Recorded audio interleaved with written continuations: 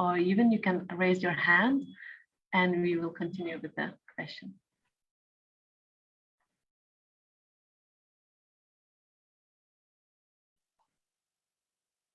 At the same time, also as Milana mentioned, we are watching the Facebook live translation with messages there. So feel free to use both ways of asking questions.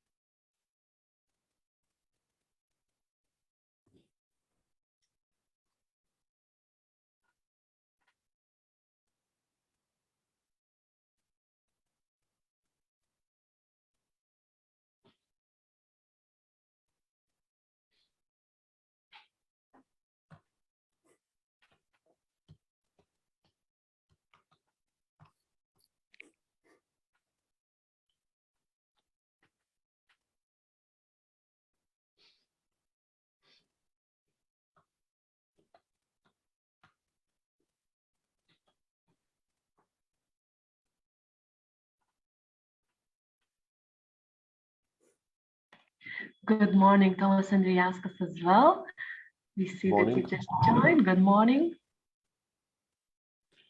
Morning.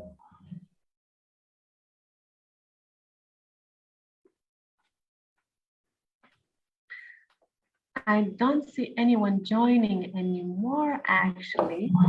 So perhaps if everyone agrees, we could begin our first session.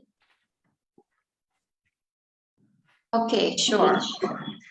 So officially, I can now open the session about the human resources in research career. I will also ask the presenters to focus on the research career of the junior and young researchers, because most of the participants are internationally junior researchers. Also the participants are members of Eurodoc organization. So once again, my name is Milena Serjante. Today, I'm a vice dean at the Vilnius Tech University at the Faculty of Business Management. But previously, for a very long time, I was having some managing positions in the Eurodoc organization as well. So that's why I'm here. It's an honor to participate here. So welcome all the participants. And I'm happy today to present three main speakers. We will listen to their presentations. So it would be Mr. Jan Palmovsky. Welcome, Mr. Jan Palmovsky. Mr. Tomas Andrijauskas. Welcome, Mr. Thomas. And we will have Ms. Agne Vaitkevičienė. She's not here, but she sent us the video presentation. And let's start from the first presenter, Mr. Jan Palmovsky. Please correct me if I will say something wrong. He's a professor of history, yes? Mm-hmm. And your main degree was defended in Oxford University. Mm-hmm. And now you are the Secretary General of the Guild of European Research Intensive Universities. Is that right? Yes. Okay, and as far as I can see, you will speak about the topic, which is about how to change your career, researchers probably career. What skills do you need to develop for an easy transfer to another field? So from field to field, probably. How to flexible adapt to a different environment. So this is a very probably important topic for all the areas of the researchers. So Mr. Professor Jan Palmovsky, stage is yours. You're very welcome. Thank you so much, Milena. It's a real pleasure to be here. It's easy to say. I mean, I think actually we shouldn't always bash virtual formats, because I think in the climate crisis this is an important way to meet, but at the same time it would be really lovely to be in Vilnius. It's one of my favorite European cities. It's just, and especially on a nice day like this, it's just one of Europe's wonderful places to be. So I'm with you in spirit, but I'd also really love to be there in person. You said I am a professor of modern history at the moment at the University of Warwick. I was for a while also vice president there, and there was in charge, or one of the portfolios I had there was in that capacity was that I led the Warwick Graduate School. And so the question about doctoral careers, how we better train doctoral candidates, was extremely has been extremely close to my heart since then, and so I'm really delighted to be here. I'm also delighted because I represent an organization, the Guild, that's composed of 21 universities in 16 countries, and we unfortunately don't have a member from Lithuania, but so the closest is Estonia in Tartu, but we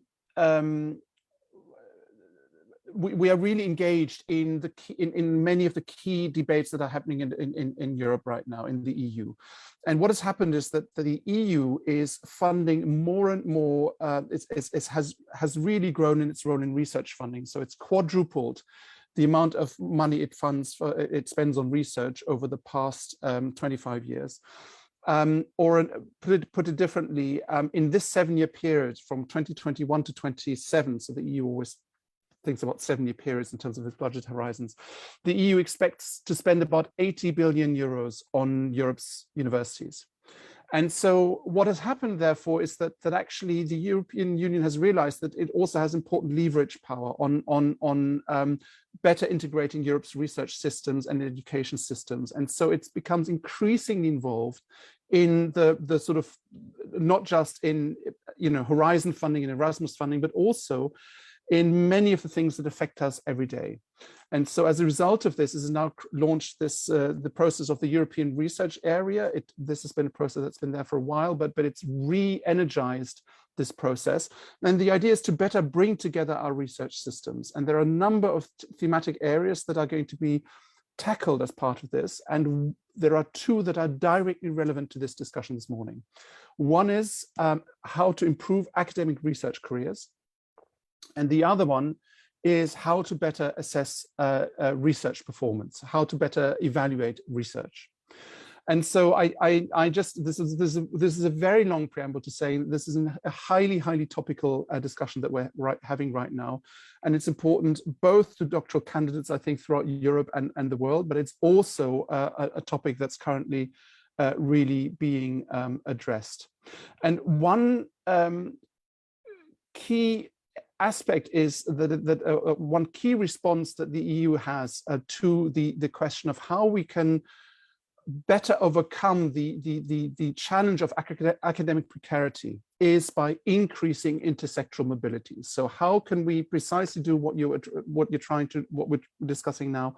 How can we support and improve the intersection between not just business and academia, but academia and business and society and public policy organizations. So all aspects of work outside academia. How can we really improve that flow? And another way of asking this is, of course, precisely what we're discussing here. How can we better improve the cross-sectorality, the movability of researchers to all other aspects of society? Research reform and research assessment reform will also help this discussion, because in a sense, a big consequence of what is being attempted right now in Brussels is that we better recognize a range of skills that you need as a researcher. So it's not just about the quality of your scientific publications, it's also your capacity for teamwork, it's your capacity to create societal impact. All of these things should in future be valued much more and should be recognized across borders in Europe. And if we manage to achieve that, then there's a real possibility that, in a sense, the kinds of skills that you acquire as a doctoral candidate that are not just in terms of about research, but that are all the other skills that you also need that are really highly transferable, that they also become better recognized. So there is there's a really important and positive environment for furthering careers of doctoral candidates in all walks of life. But I think there are still some real hurdles and some real problems, I think. So many do a doctoral degree to go into industry and society, and that's great. But many doctoral candidates do this degree in order to take up these positions in order to go into academia, and far more want to go into academia than there are places. And what we're not very good at in academia is to recognize and encourage that there are many other career paths there. We know it. We know that many of our students want to end up and probably need a career outside academia, but we're not very good at supporting and fostering these different paths, and creating a culture in which it is actually not just second best, but in which it is a really valuable and good thing to do. And that's different in different subjects, but on the whole, I think in academia we need to become much better. It is also the case, I would argue, that many of the skills that you need to do a PhD, and many of the skills you need in order to have a successful career outside academia are the same. So you need creativity, you need ingenuity, you need a real capacity to synthesize, you need to be able to generate, create, and handle data properly, with integrity. You need a capacity for communication, both in written form and in oral form. You need, and you all said it this morning, you need a real capacity for collaboration. And you need to do it in the right way by bringing your ideas, but also listening to others and building on the work of others. So there's a really significant degree to which one can really work at bringing out these common skills. But I think there are a number of fundamental forces at play that at the moment really prevent us from recognizing these common, or bringing out better these common skills that we need. And I think these forces also run counter to the kinds of reforms that are in process in Europe, and the kinds of dynamism that the EU is trying to develop in the space of research careers and research evaluation. And I think these forces are, and I mentioned it already, number one, insufficient funding in academia. So the question of precarity is a very, very real one. And no matter how much we would like to dress it up, there simply aren't enough posts for the number of people who really would like them in academia. That's the first point. The second problem is that we could encourage a greater breadth of research, of training, of PhD training, and we do in many respects. But at the same time, science is becoming more and more specialized. And that means we can't give up on demanding really high standards for scientific work. And in a sense, we need more focus on scientific work, not less. And at the same time, doctoral candidates need to, there's a growing need for teaching in universities, for not just for any kind of teaching, but for teaching excellence. We've seen this as a result of the pandemic. We need new teaching models. We need new ways of integrating virtual and physical teaching. We need new approaches, for instance, towards active learning.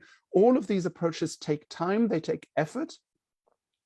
And if you want to have a step up the ladder, and if you want to create an academic profile, a full academic profile to get a job, you need to not just have a great work on a great research thesis. You need to not just have your first publication ideally under the belt by the time you do your thesis.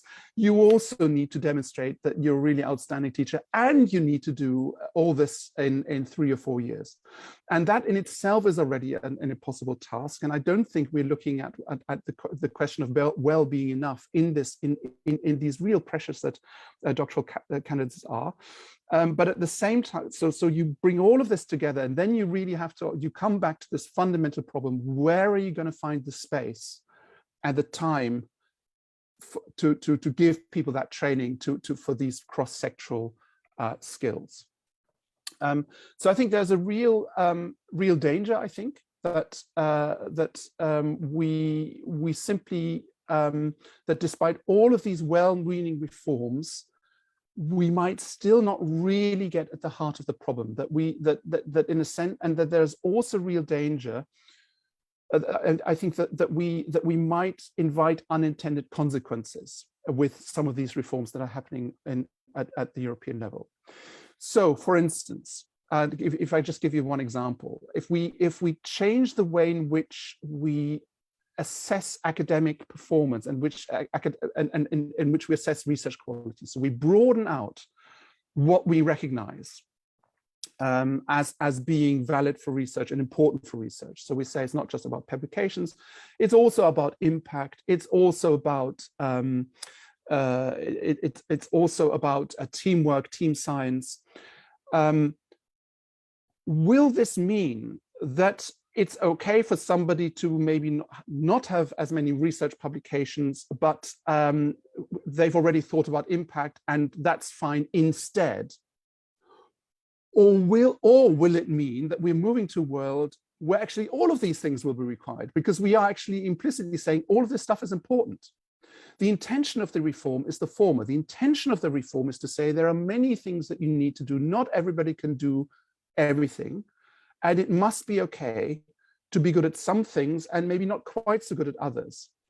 I just think there is a risk in a world of academic precarity where there is too much demand for academic jobs and there are too many people who want to do everything to try and get ahead of others. I think there's a real risk that we end up with the worst of all worlds, and we really must be careful as we begin to implement this reform that we're not making things worse, that we are genuinely making things better, if that makes any sense. So let me just end with four propositions. I think it's four that I think we need that I think we need to think about in order to really bring about some improvement in this, because I think these are really fundamental challenges that the sector is facing right now. So I think the first question is, and I think these propositions are really based on what I was saying before, that actually the core skills that you need as a researcher are absolutely the core skills that you need to be successful in any other walk of life. And I think we mustn't compromise on that fundamental point. So the first proposition that I would make is that we really must move together to ensure that the researcher skills are developed more in conjunction with other skills. So I think what we need to really ensure is a system, and a kind of system of doctoral training that does not say you need to do lots of things as a doctoral researcher over here, and then in addition you need to do all these things in order to be good in other walks of life. But we need to find a way to develop these things together and to bring them together, so that actually as PhD candidates and doctoral candidates, as they are being trained, it is always clear how this is also relevant to other sectors. That's the first thing, that we bring out the congruence of these skills, number one. Number two, I think that we absolutely need to create a culture of value for any type of career, irrespective of which professional field it is. And I think this is a really important point. It's the number one homework for every researcher, be they doctoral candidates, because you also influence each other, but be they professors or associate professors who already have a permanent position. It's really important that we all work together to really bring about a culture shift that too many of us still need. That's number two. I think that number three, we need to find more flexible ways, far more flexible ways for researchers to interact with non-academic communities. And that proposition really needs to be differentiated according to field, according to topic. It's easy, but on the whole, I think we need to find much better ways of developing PhD topics, forms of fundings where PhD students and doctoral candidates are really working together with industry, with other societal actors, are spending some time with other societal actors or companies or whatever as part of their PhD, not in addition to, but as part of it. And finally, I think, and that builds on this point, we need to develop more opportunities for co-creation, for the co-created dissertations at the interface of industry and academia, cultural organizations and academia, public policy bodies and academia, you know, the different sectors. And we so this is a really important task for funders, and it's a really important task for universities to really become much more open for this type of co-created work. So it seems to me, just to sum up, I think that the real trick, I think, in terms of bringing out these core skills and encouraging these core skills that are needed in all walks of life, is really about developing not more and more training that takes people away from their doctorate, but by really encouraging doctoral candidates and their supervisors and their subjects, their disciplines, really to think about impact and about engaging with society and business, and then also rewarding this. Thank you. Thank you very much, dear professor. So lots of skills. We need to be a researcher, not only average researcher. We need to have some kind of value with our research. We need to be a good teachers as well, from what I've heard. We also need to be a very good collaborators, very good managers, and all of this should be in a good synergy with all together. So thank you very much. I also really liked your point of view to the reforms which are being implemented basically in all the countries, because the next presenter will go to speak about the innovation reform in Lithuania. But before that, I can see that Mr. Mohammed is raising his hand. Do you have a question? Yeah, thank you so much, Professor Jan. I'm following you since you have started your presentation and your points. I was just wondering, like, if you are mentioning that there is a gap between between research, like research institutions and academia. So how do you think, and what would you say, like, how can we bridge academia and research, particularly in EU? Why? Because I'm working on a project that is basically industry oriented. So what I must say, there are some obstacles in this regard. So for example, if we want to have access to data, we want to have some interaction with the industrial persons. So how can we basically bridge this gap, and what would be your suggestion in this regard? Thank you so much.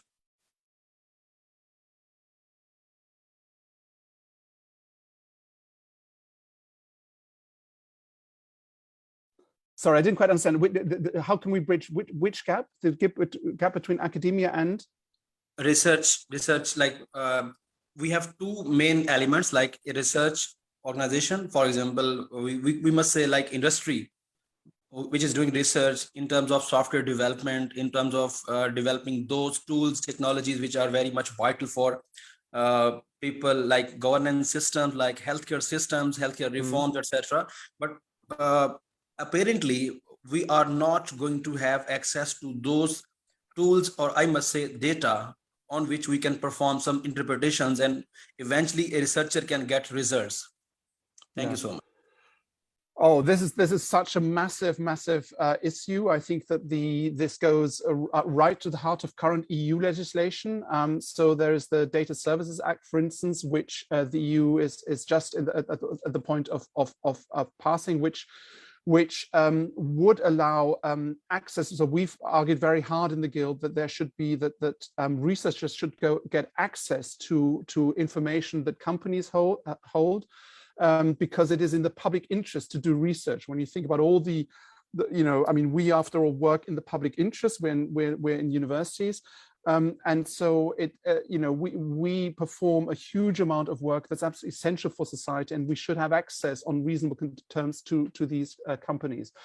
As I don't think we were successful. There is still, you can still get an exemption clause to get data under this new legislation, but it is going to be a struggle. So that's the first issue. The second issue is something, again, that's being worked on at a European level, it's not just about collecting data, it's then also about storing it to common protocols, so that we can then bring it into the European Open Science Cloud and make it accessible for everyone.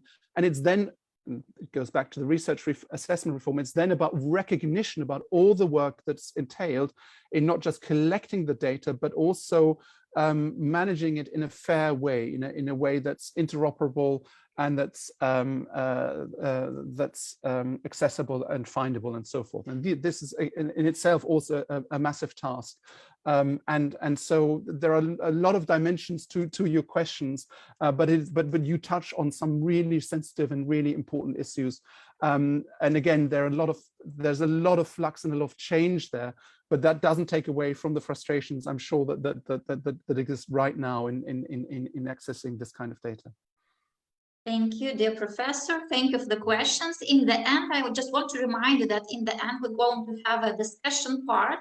So you could also ask the question to all the participants. I will also include into the session the president of Lithuanian Society of Young Researchers, Salome Vanagina. But that is going to be later on. Now it's my honor to present another speaker. It's Mr. Tomas Andrijauskas. He's a very well-known Lithuanian and respectful person in the area of policy making regarding the innovation, technologies, researches, and so on. He had plenty of experience in that area. But today, Mr. Tomas Andrijauskas is a Vice President of Lithuanian Confederation of Industrials and Industrialists. He is the chairman of the Committee of Innovation, Research and Technology, and also Mr. Tomas is the president of Lithuanian Biotechnology Association. And as we spoke today with Mr. Tomas, he will tell us a little bit. He will give a little introduction on the work with he and his colleagues we've been doing regarding the innovation reform in Lithuania. I think it's a very interesting topic.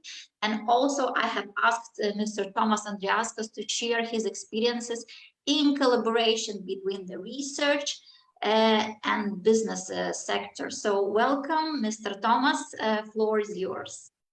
Thank you, Milena, for introduction. So many titles. But I'm not a policymaker. Don't be mistaken. Although I participate quite actively with the propositions how to improve science and business collaboration, and how to bring economic value out of these activities. But I'm not a policymaker. Generally speaking, I fully agree with Professor Jan that about the importance of fundamental studies, and we see this importance, across all the sectors, all the areas of the studies, and the latest example, a very good example, is how fundamental science can improve our everyday life is a COVID related vaccine, which is a mRNA type of vaccine that has been studied for many years, but all of a sudden when COVID hit our everyday life, the scientists found the application of this vaccine to be very effective.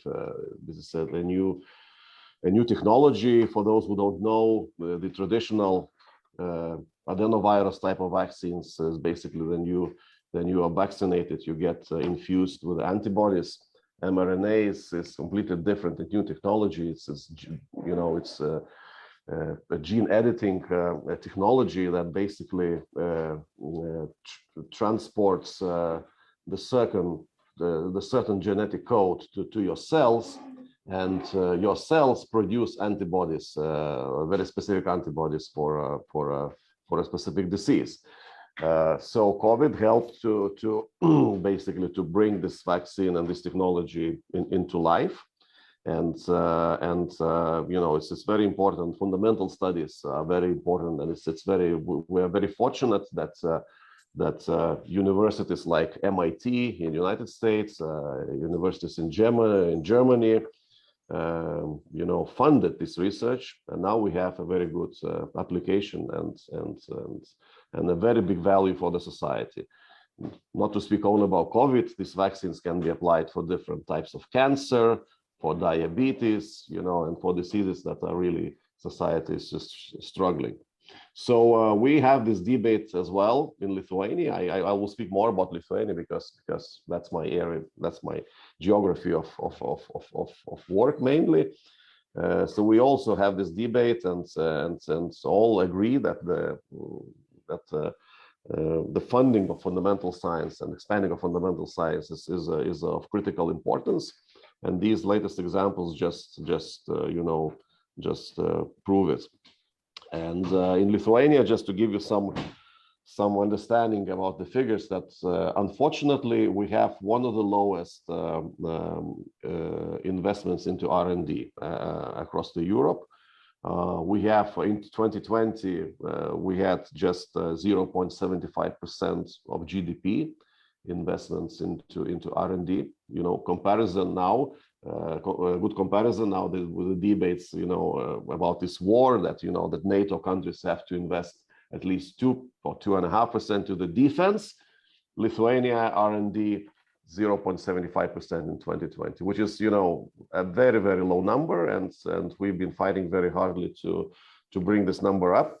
Out of these 0.75%, 0.3% is coming from the private sector, and 0.45% is coming from the public sector or government spending. So these numbers are very low, and we have a plan. We have put a plan, and our coalition have put a plan to bring this number up to 1.5% and maybe 2% in the future. So 2% is must, and it's basically 2% is something that European average. But the champion countries or champion regions in Europe, they invest 0.3% or even 4% into R&D. Like one example is Flanders region in Belgium. They have over 3% investment into R&D, and as it's a very clear correlation. As a result, the Flanders region is one of the wealthiest region in the European Union. So I think we can draw this correlation, and I think it's very important that all our efforts now go to convince also the policymakers to increase the spending. Regarding the innovation reform, yes, it was a long route, and we've been debating a lot in last maybe two or 3 years about are we happy about the business and science collaboration, and we were not very happy. Of course, we have good examples, but when the ecosystem consists of like 6 or 7 different government agencies that are responsible for funding the R&D, it's not normal. So basically, we came up with the idea that we have to merge these institutions and to create a unified innovation agency. And this proposal was accepted by the new government, and now these changes already took place, and we have the new innovation agency that basically merged 3 main agencies which were responsible for funding of basically applied R&D, so to say. The fundamental science still remains as a separate agency, which is logical, and now innovation agency is basically up and running, and the reasons were basically not only have one window principle, but also to have a unified criteria for science and business, because one of the biggest issues were that in the joint projects that science, they have their own objectives like publications, like maybe patents, and business have completely different objectives that are basically related to the new product development, to revenues from this new product, to the profits. And you know, scientists basically doesn't care about profits. So we thought that we have to find a way how to make these objectives unify and make these objectives important for both parties, both science and the business. So innovation agency is basically responsible to shape the new programs that you know, that would embed these criteria and you know, business and make business and science be jointly responsible for achieving these results. So you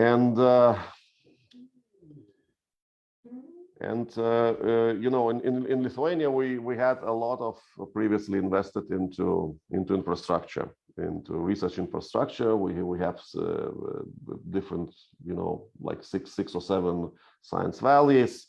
But as a result, over the last 10 years, we didn't see much of the economic effect, and not very much of the spin-off companies from the universities. So this innovation reform is basically targeted to utilize this infrastructure and to bring and to create and bring you know, the competences, the needed competences to kind of extract this economic value, because at the end of the day, this chain that fundamental science you know, leads to applied technologies that lead to economic value added.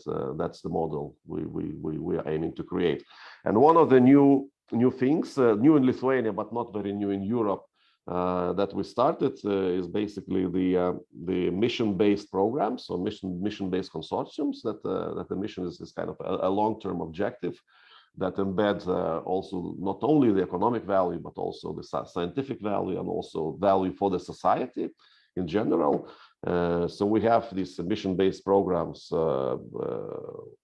discussed now, and they will be launched in summer this year. We'll have three programs, which basically reflects the priorities that Lithuania as a country has chosen for this. So one of the priority area is basically new materials, laser and semiconductors. The other is life science and biotechnology.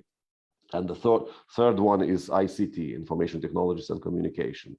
So we'll have three mission-based programs launched this summer, and they are not big. It's going to be like 25 million each. So they are relatively small programs, but we wanted to have them and to see how they work and how they improve this cooperation between business and science, and maybe with some corrections going forward to use them as a role model for you know, for further development. So this is what's going on in Lithuania, and as I said, our ultimate goal is basically bring investments into R&D to at least 2% of Lithuanian gross national product. Regarding my own experience, I am, you know, I have invested in some startup companies, in biotechnology, in the area of biotechnology, and one of them it's called Phytodenta. It's basically a very interesting company. It has a plant-based active substances application in odontology for post-operative treatment. And we have a very good cooperation with Lithuanian Health Science University in Kaunas. And the model was fairly simple. We, as a business developers, and also with our partners in the area of odontology, basically had a certain need for the certain products. And since we have a very long experience working with this university, we approached the researchers and said, listen, can you help us in developing, you know, the certain product, because we know you have the competence in this area. So we funded some research from our own source, and after maybe couple of years of research, we basically arrived to the technology that allowed us to achieve intermediate results. And then we agreed with the university to make a spin-off. So we have signed a licensing agreement with the university, and they allowed us to employ the researchers in this project, in this company, for the certain period of time.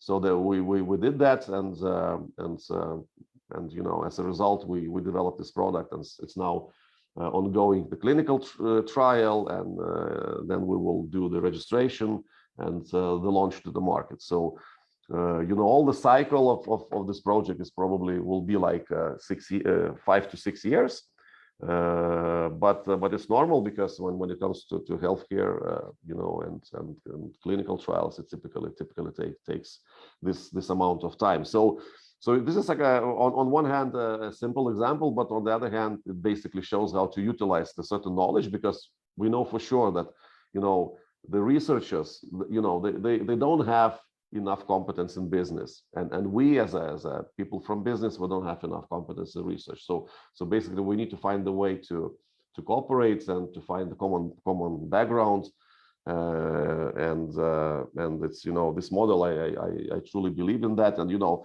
there are some thoughts that we have to bring the entrepreneurship in researchers for researchers. So I fully agree with that, but we should not make it absolute. I think researchers has to do what they are best at, and there are people that, you know, they can do, you know, the business, the commercialization side, what are the best at, you know, attract investors. So I think it's more important maybe not to so much increase the entrepreneurship of researchers, but rather to find the new ways or the new models for these people to cooperate and to trust each other.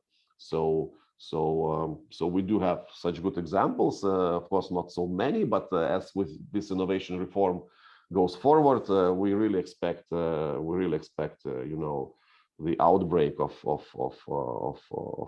you know, this cooperation. So this is very briefly, and if you have any questions, I will be happy to elaborate on them.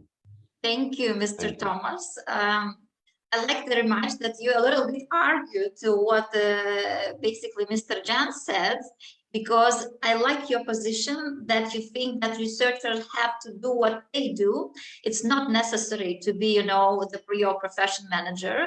Maybe it's about the infrastructure which we have and should create for them in order to help them to integrate to the business and have more closer collaboration. So thank you for this point of view.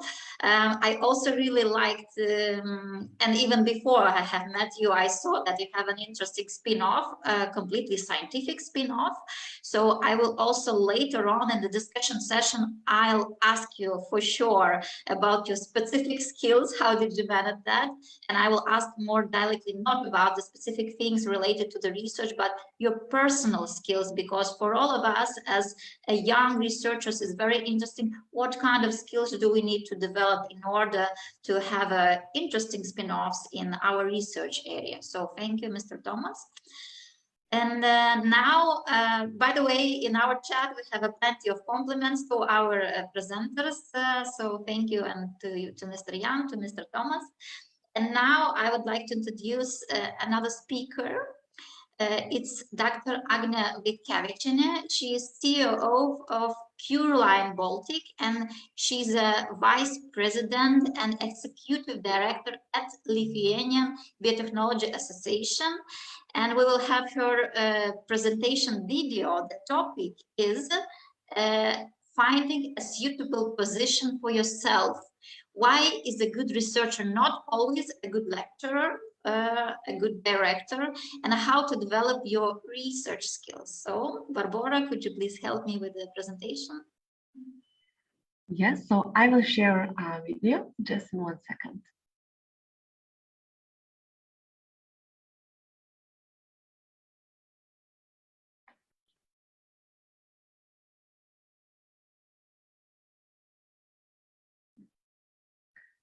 One second.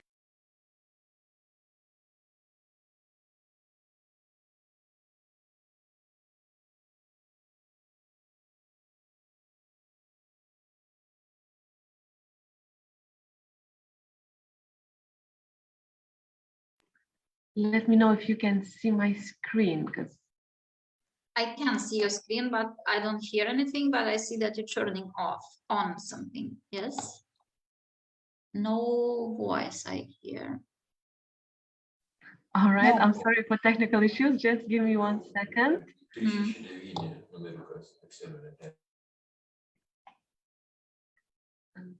Okay.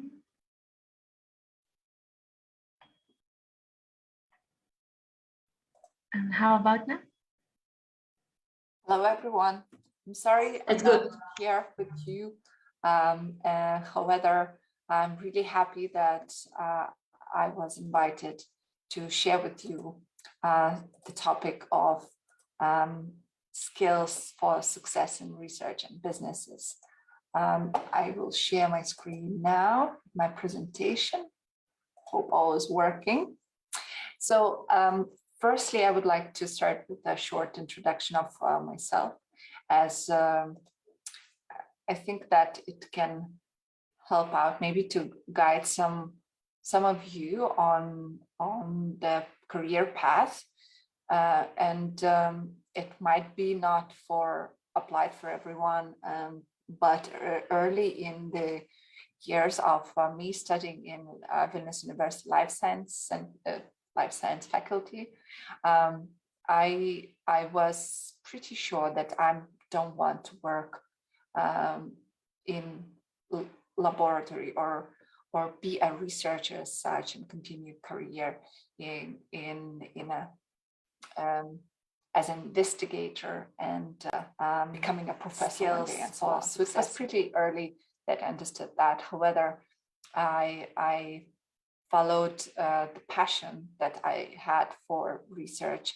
and for healthcare innovations that are being developed all the time. So I had this training period for over the years that took, I would say, more than 10 years in order to find a path that I like. So I tried a lot of skills, a lot of topics. I even went to study biolaw in Ramero University. So I could gain more knowledge on how the regulatory system works, because at that time, working in tissue banking field, I was really into quality assurance and setting up processes according to regulations that are in place. Therefore, I went to Barcelona University pretty late after finishing my bachelor for my master's degree, to have a very specific degree on tissue and cell biobanking engineering and so on. So that was something that I was in the decade found that this field and topic is one of my favorite ones. I did work in some diagnostic laboratories. I even traveled and tried experiences abroad. So that was a period of just touching everything, bits and pieces, trying to understand what I like the most. So around 2013, I kind of was like, okay, so this is the field that I want to work with. It's advanced therapies, and I want to be a manager, project manager. And I got this opportunity to lead a startup company. And I become a co-founder, CEO of a company, ProSet, which was focusing on that specific area. And somehow, I don't know how, but from managing the company, I became kind of an expert in how the technologies are being developed throughout the R&D phase to commercialization. And I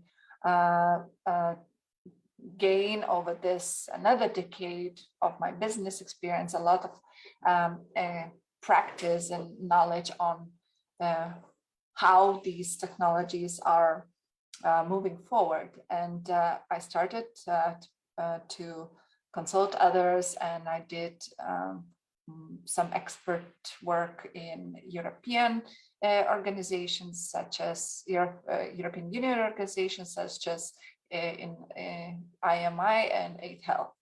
So now what I'm doing now, so last year I joined this new company in Lithuania. I'm working here to develop, to support the development of new projects, new products in healthcare, either for diagnostics or for pharmaceuticals. And I'm really interested in that work. However, I'll also try to support ecosystem in working various fields in biotechnology. So I also operate in the Lithuanian biotechnology ecosystem that not only focuses on health-related technologies, but also in agriculture, food, biotech, or marine biotech, which is also amazing topics. I kind of decided that at this part of my life, I'm an addict for innovations and I want to help them move forward. So as you can see, this is a process of timing, coincidences, experience, knowledges that you learn over the time that bring you through different parts of your achievements, achieving certain goals, certain steps.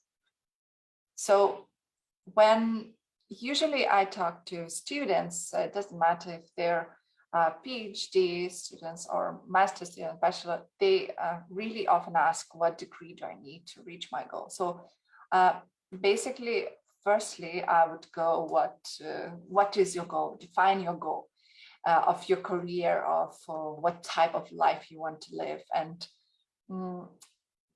this target, this goal, it might not be there yet, or it can be, but it can shift. So it's important to understand that this is a process that we see over our development as an individuals over life in different timeframes. But basically the degree itself, especially in technological science, is pretty a must. It depends. The question is what type of degree. So the thing is that, for instance, if we take statistics in Lithuania, we have like 57% of all people that are 25, 34 age, range of age, they have the higher degree, which means that it's a slight higher than the European Union average, that the competition is higher. So I think that what dictates the environment. So if there are more people wanting to go to universities and go to the same positions or do similar things, the competition would get higher, and you have to have an advantage on that. So whether you have an advantage in degree or in your knowledge, this is the question that is for the industry members, and in different fields. It's very, very specific. You can find that sometimes it's important to have a higher degree. Sometimes it's important to gain more knowledge. So the thing is that in any case, whether you go for the degree or for the knowledge, the continuous education is essential throughout the life. I'm still learning everything now, finding some new ideas, new technologies. I need to understand how it works. Going back to some studies, doing some certification, qualification, and so on. So continuous. And specifically, if we're looking what I mentioned, development stages of specific technologies and products that go to reach the final user or patient that needs some sort of support. It has a lot of stages, different ones that need different type of specialists, that needs different type of expertise and knowledges, which, for instance, in universities, there's completely different structure, different university have different policies. So it all depends there. And best, being in that community, talking to people and analyzing the things, how it works. Same works with industry. So it has, for instance, in the later development stages, it goes like scales up. It's becoming big companies that are launching these products in, for instance, pharma companies or companies like Thermo Fisher Scientific. They are big corporations that has a totally specific structure of how it works, and it's actually pretty common. You can look up in the internet, you can find a lot of reviews, you can find a lot of information on how it works. It's pretty constant thing, I think, in the technology field. You're either in manufacturing or in some sales, or you're in R&D maybe, or in management or IP and so on. So it's pretty specialized positions there. However, in the between section, where usually the startups are, you can find the startups in the section. So there's a lot of diversity, a lot of skills needed. However, some of this framework is the best place to also get additional skills or change some qualifications. So this is my personal experience that I learned that in this stage, it's really easy to grow together with the company in the field that you want to go. So what do businesses usually look for in a candidate? So we cannot run away from the basics. So where and what did you study? What degree you have achieved? Did you do any internships? Do you have any experience? And what knowledge you have? So how are you ready to do work? In some cases, in some positions, companies, for instance, businesses understand that they cannot find completely ready candidate to their the job that is indicated, so they would provide training and so on, and they would invest in increasing that knowledge that you have. However, if you go to a competition with other candidates, it's of course naturally that the ones that have more knowledge, which usually comes with more experience, more practical experience, that also is in the level of degree. So if you finish master, but you are not working in the field, then of course you don't have that experience enough as, for instance, someone who's in his PhD studies and has been continuously working, for instance, in the lab, if that's the position they're looking. So it all depends on this. However, in startups, and not only startups, but I think that the young generation now is looking for, companies, an environment like we hear about Vinted or Google and so on. But there are this trend that companies are changing their policies, and they look what motivates you, if what do you want to achieve, what skills you want to improve, and can you work in this environment?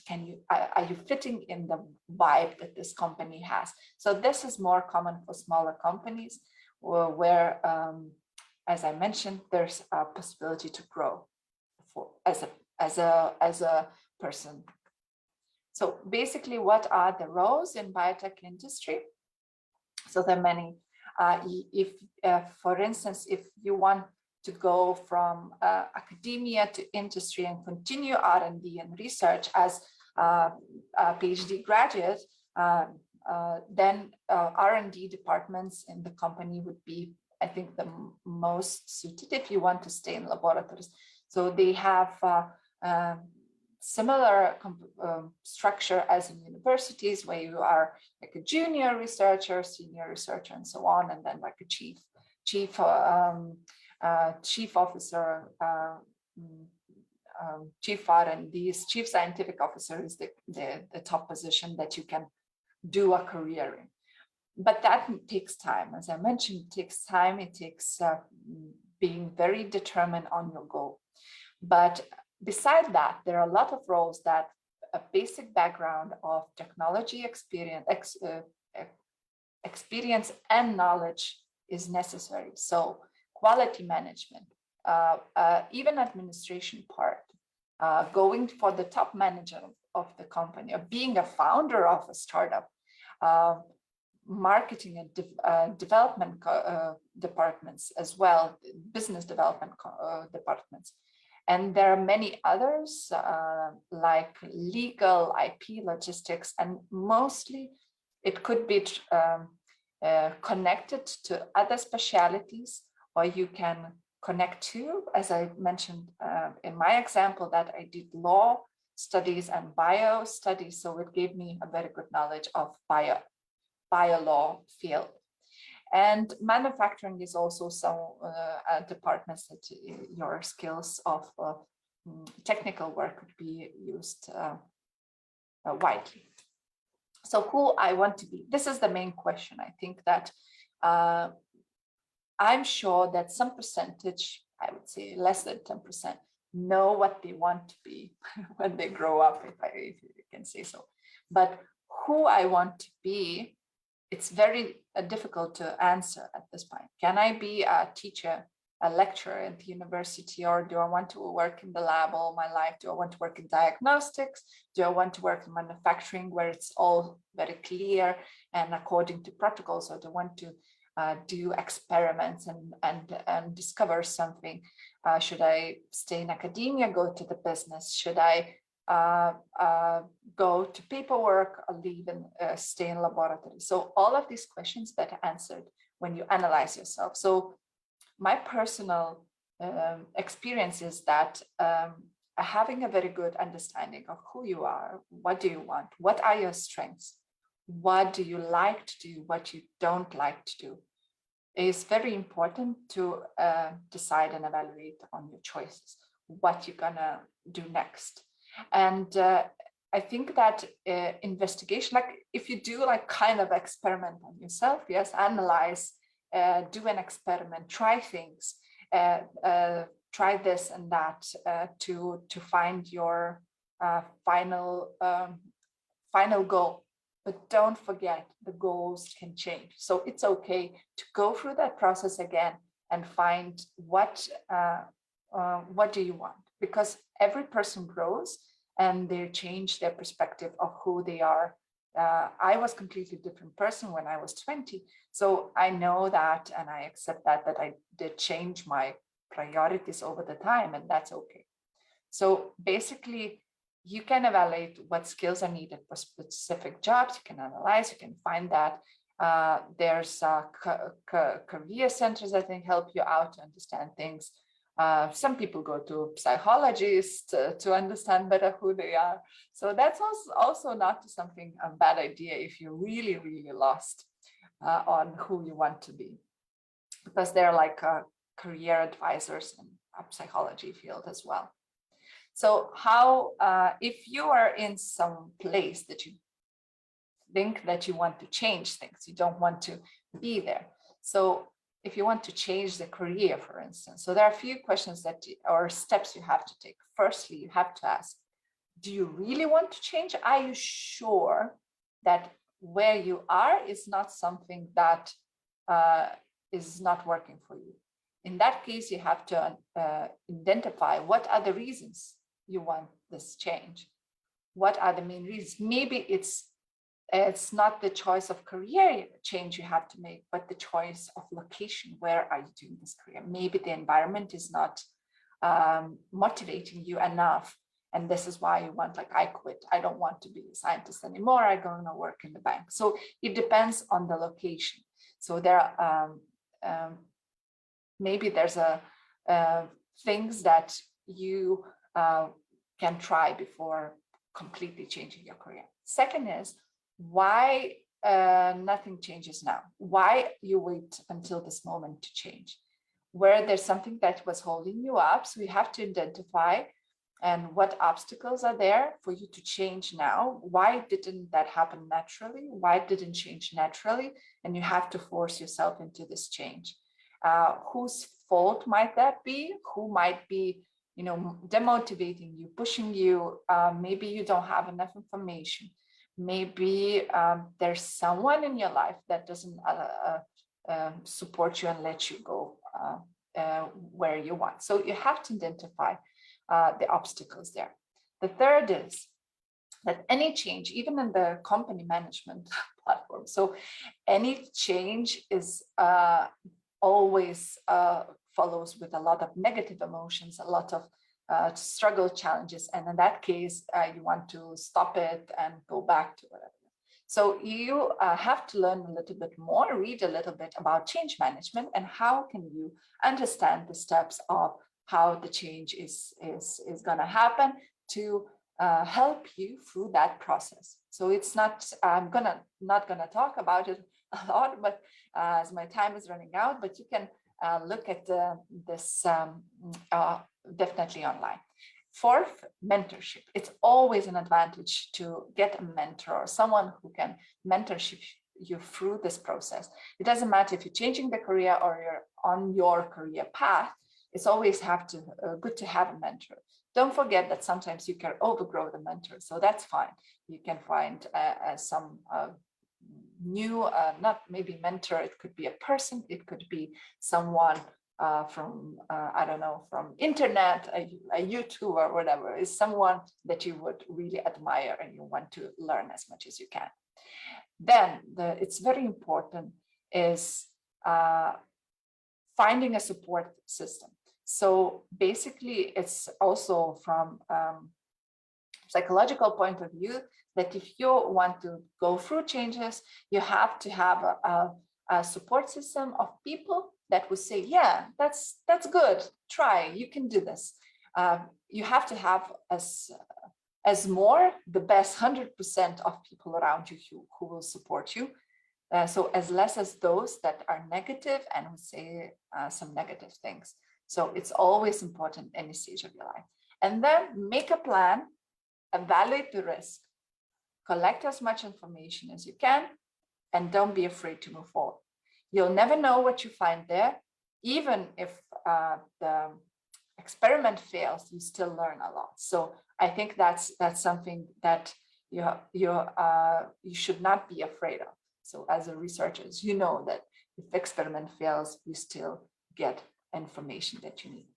So thank you so much. I'm very sorry I cannot answer your questions now, but feel free to connect me through LinkedIn if you have additional questions. I would be happy to answer. And please follow Biotechnology Association.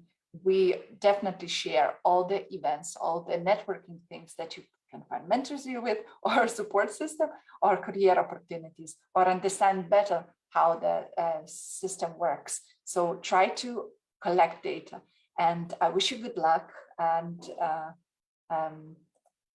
thank you again.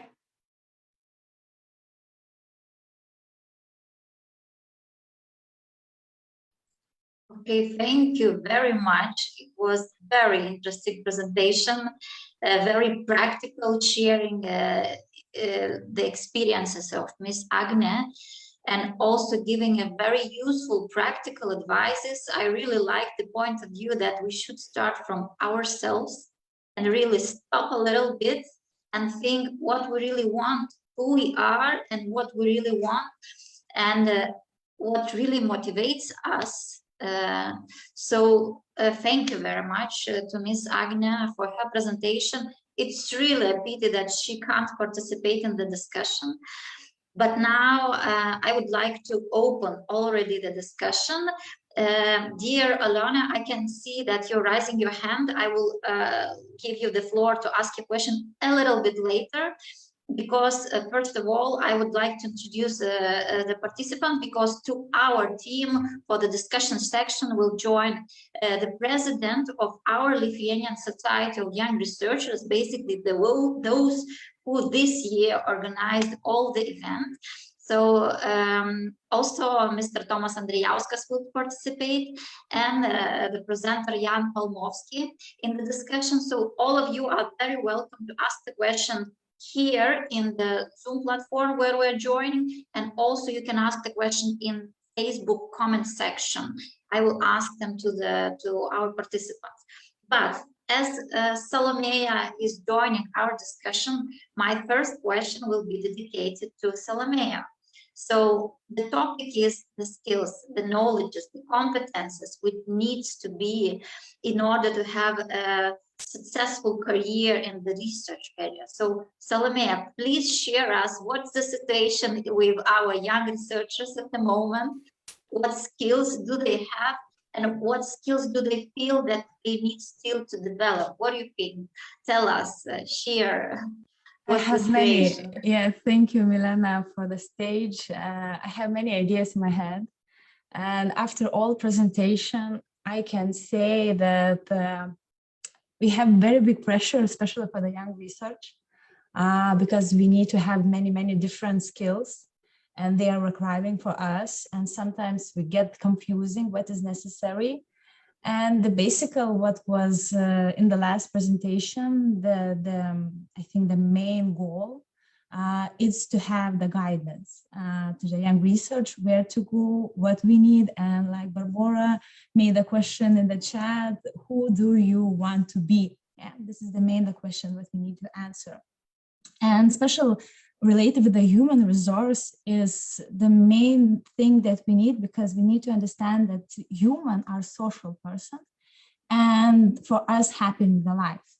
And in every different point of view, we necessary different skills. And sometimes it's very important to look in the content in which we are living.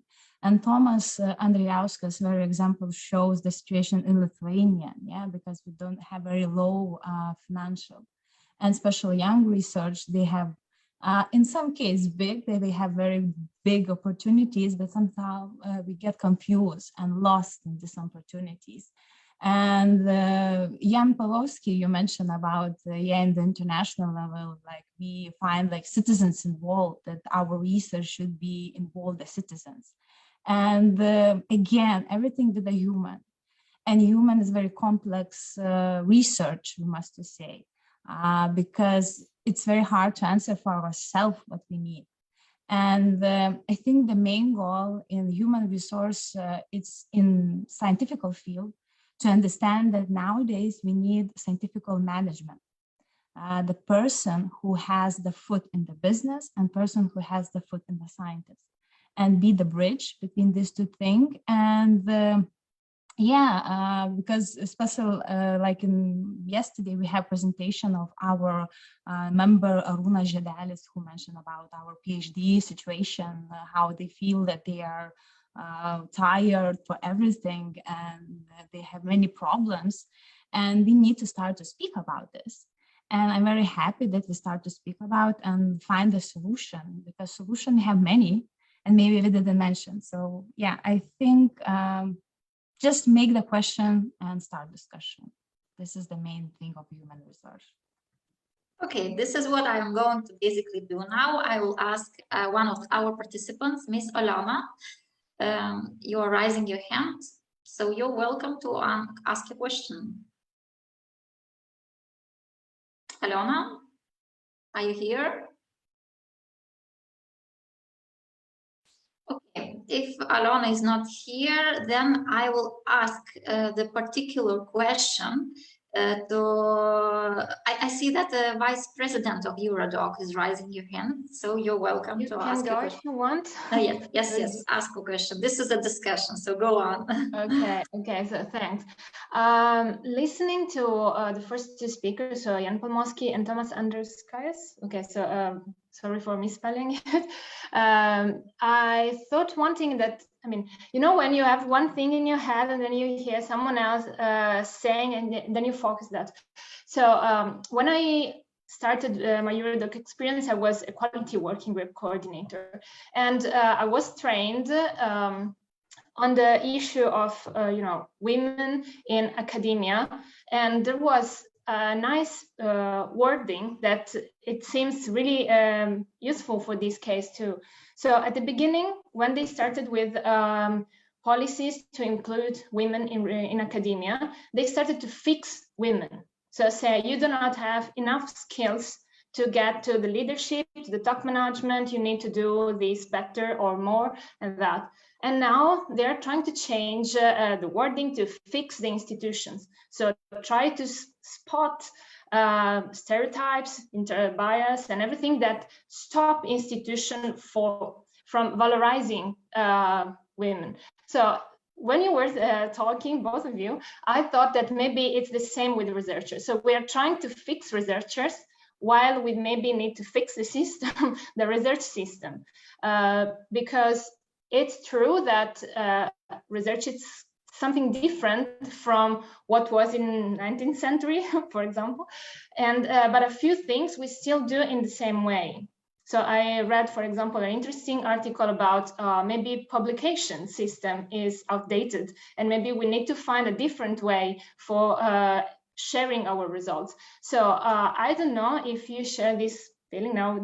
Maybe we should stop fixing researchers and start discussing better how to fix research system and innovate the system altogether, instead of saying researchers, you need to study more, something like that. Because, for example, the issue with precarity is a lot about not having enough public investment on research.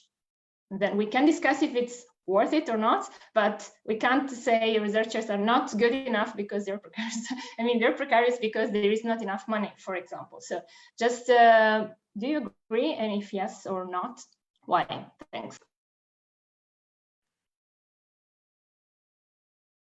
Mr. Jan Palmovsky, you've been talking in your presentation a lot about creating basically the culture of interdisciplinarity for the research.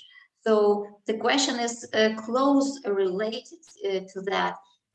Do you have any ideas? You asked a lot of questions. Yes, part was answered, but more was, you know, like an encouragement that we need to do that. But what could be your practical advices? How to create this culture? How to make those first steps, maybe even from our personal sides as a researchers? So thank you so much for this question and before, because I think that's exactly the point. It has to start with us. So I think I agree. It's both the system, but it's also us. And what I mean by that is that I think often we are our own worst enemies. So if I think about the number of times we email to other people at 3 o'clock in the morning or whatever, and some of our colleagues, I don't know what about you individually, but there are some, I'm sure we all know people who wear this as a badge of honor, to be up at all night and to go above and beyond, and we have a culture of rewarding this just through I guess through giving signs of adulation for this kind of behavior. And it is to do with the fact that we feel on the whole that this is a vocation for us. And so this is of course work, but it's also a vocation, and we like doing it. And very often we also have to be in the labs at certain times of at night. But that just sort of creates a culture of overachievement in everything. And that, I think, goes right through the system, and it's a problem for well-being. It's not very family friendly, I think. And that's then reinforced by systemic factors, and that's not just about research assessment. And I'm not convinced that if you increase research funding from 0.7 to 2%, I totally agree with Thomas, it's really necessary. But that in itself won't necessarily change it, because it's a hard sell for politicians to say, spend more money, but you won't see anything more from the money. You will just actually make sure that you employ your people properly, because governments have been getting away with the system of precarity all across Europe, for decades. They're not, how do we persuade them that that's unacceptable? Because it's now the governments that say to universities, oh, but you can't, precarity is a bad thing, do something about this, but they're not actually funding universities to do it. And if governments increase their funding, very often they do so through increased third-party funding, which might make the problem even worse, or they teach funding for teaching, which is very important, but they're not really giving us more money to really create proper career structures that genuinely address the problem. And I think that's it. So I think I could talk much more about this, but basically I think it takes all these actors to try and move together. It's our cultures, us ourselves, it's our disciplines and their expectations, it's our institutions, but it's also the governments. And that's ultimately comes down, I think, to the public. Okay, thank you very much. Very good direction to that discussion. So it's not only about the culture, it's about the governmental initiatives. And this was a lot presented by Mr. Thomas. And I have, as we're talking about the fundings, there was quite a lot of fundings invested into the innovation in research previously in Lithuania. We have plenty of innovation values, research values about which Mr. Thomas spoke about. He also mentioned about this initiative, mission-based programs. But I have a little bit provocative question to Mr. Thomas. It's not really dedicated, this provocation, to you, as you're not a policymaker. You're basically the advisor and the one who initiates all those changes which are being implemented in Lithuanian research and environment. But from what you said, I heard, for example, those mission-based programs. I like to say that everywhere there is a fashion. Now is a fashion, I don't know, TikToks, Instagrams, and so on. We also have some kind of fashions in the science, for example. And those mission-based programs, as far as I hear, they also are dedicated to those fashioned research areas in Lithuania. The same thing is related with those sunrise, with those innovation values, which are established, lots of them in Lithuania. So my question is, how to develop your own career if you're not in this top-rated research team, top-rated fashion team, if your research is very not so broadened, but very, very small, covers very small area of, I don't know, implementation, but it's also a very interesting and important topic which covers some part which could also develop a lot Lithuanian innovation. So how do those average researchers in Lithuania could use all those innovations which are already developed in Lithuania? Mr. Thomas, what do you think? What could be your practical advices? Okay, so I just want also to come back to the previous question regarding the researchers, how skilled they should be, and I think it's also related to the question that you raised. In general, in Lithuania, each year we have, well, the science system produce or delivers 300 PhDs each year, which makes roughly 1% of all graduates. The number is relatively small, to my understanding, and this number is completely related to the funding. So I think funding, although I agree that it's not the ultimate reason, but it's a very, very important reason, because we need to bring up the funding in order to deliver more PhDs and maybe postdocs to science institutions. Why it's important? It's not only because of the, as I mentioned before, just to keep pace, in fundamental science with all the global trends. It's also important to the companies that operate locally and do R&D activities. And these companies, they really lack PhDs that can do a proper R&D. And the trend we see, if the company evolves and ultimately being bought out by some global corporation, typically what happens? If you don't have enough R&D capacity, or you don't have enough talent, you don't have enough postdocs that work in the organization, the R&D activity is moved away from the country, typically to the home markets, be it United States or United Kingdom, and that's it. And in the country they leave, just the manufacturing, which is not obviously our purpose. And we want that R&D stays in the country of origin. But for this reason, we need more researchers. So we need the country, the government, to have more money dedicated to keep these places, to grow these places. So I think this is very, very important. And regarding also the previous question, whether the students, be it masters or doctorates, should be required, you know, to know all the things. Probably there is no correct answer, yes or no. I think true lies somewhere in the middle.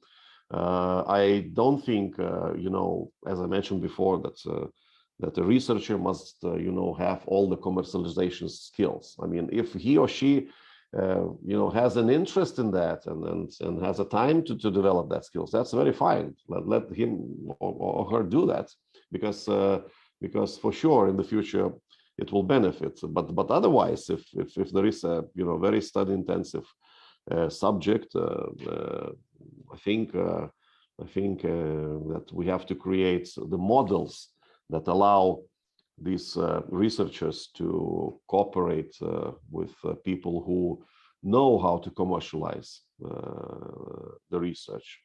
So I think the truth lies here somewhere in the middle. And yeah, so again, my ultimate, not to say goal, but vision is that, you know, at the end of the day, everything is related to the funding. So if we have a proper funding, and if we do have a proper system, how to channel this funding into the right places and to grow the pool of talent, that's it. That's all we need. We need talents. So you know, the results will come. The economic results will come. Typically, you know, for fundamental research, it is known that economic result is coming in 15 to 20 years time frame. For applied research, the result is coming in the frame of 3 to 5 years. So I think, yeah, if I answered your question here. Yeah, regarding the skills, absolutely. But I still miss one link in, I don't know, summarizing all the discussion which you said. So basically, Lithuania is one of the most educated countries. We have lots of educated people, comparing statistics. And we have a huge demand of employees in the business sector, also including the business sector related to the research. But still, the research are complaining that it's quite difficult to be employed in the business organization. Where is the link between all those facts, and what's the problem? Mainly with Salome.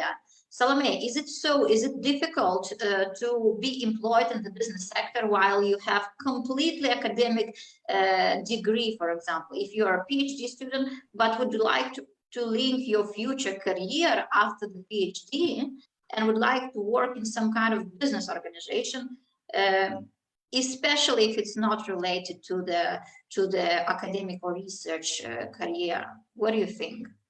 No, it's no problem. Everything belongs for the person which is seeking the goal. Thomas Andrijauskas is mentioned very correctly. If you have the talent, if you have the wish, he can get everywhere he wants. And regarding the question was asked for the previously for John and Tom, I can say that the system, yeah, if it's talking by the system, it's very important that research should be involved in the system creating. And like from my point of view, like I'm not government society, and like especially now in like especially speaking in a human resource, it's very important to make involved people to make decisions. And because we are working in the systems, and if we don't feel part of the systems, we are not like enjoying of it. For example, like nowadays in Young Research Society, we are starting to discuss inside. Do we have like PhD students? We agree to be as students, or we want to be employees, for example. Yeah, it's like we are like young people. We are aged like starting 25 years. We want to create families. We want to have job. We want to have to buy a house, for example. We want to create a family. We want to be a part of society. But by the nowadays system, I think in Europe, in some countries, it's a very similar situation.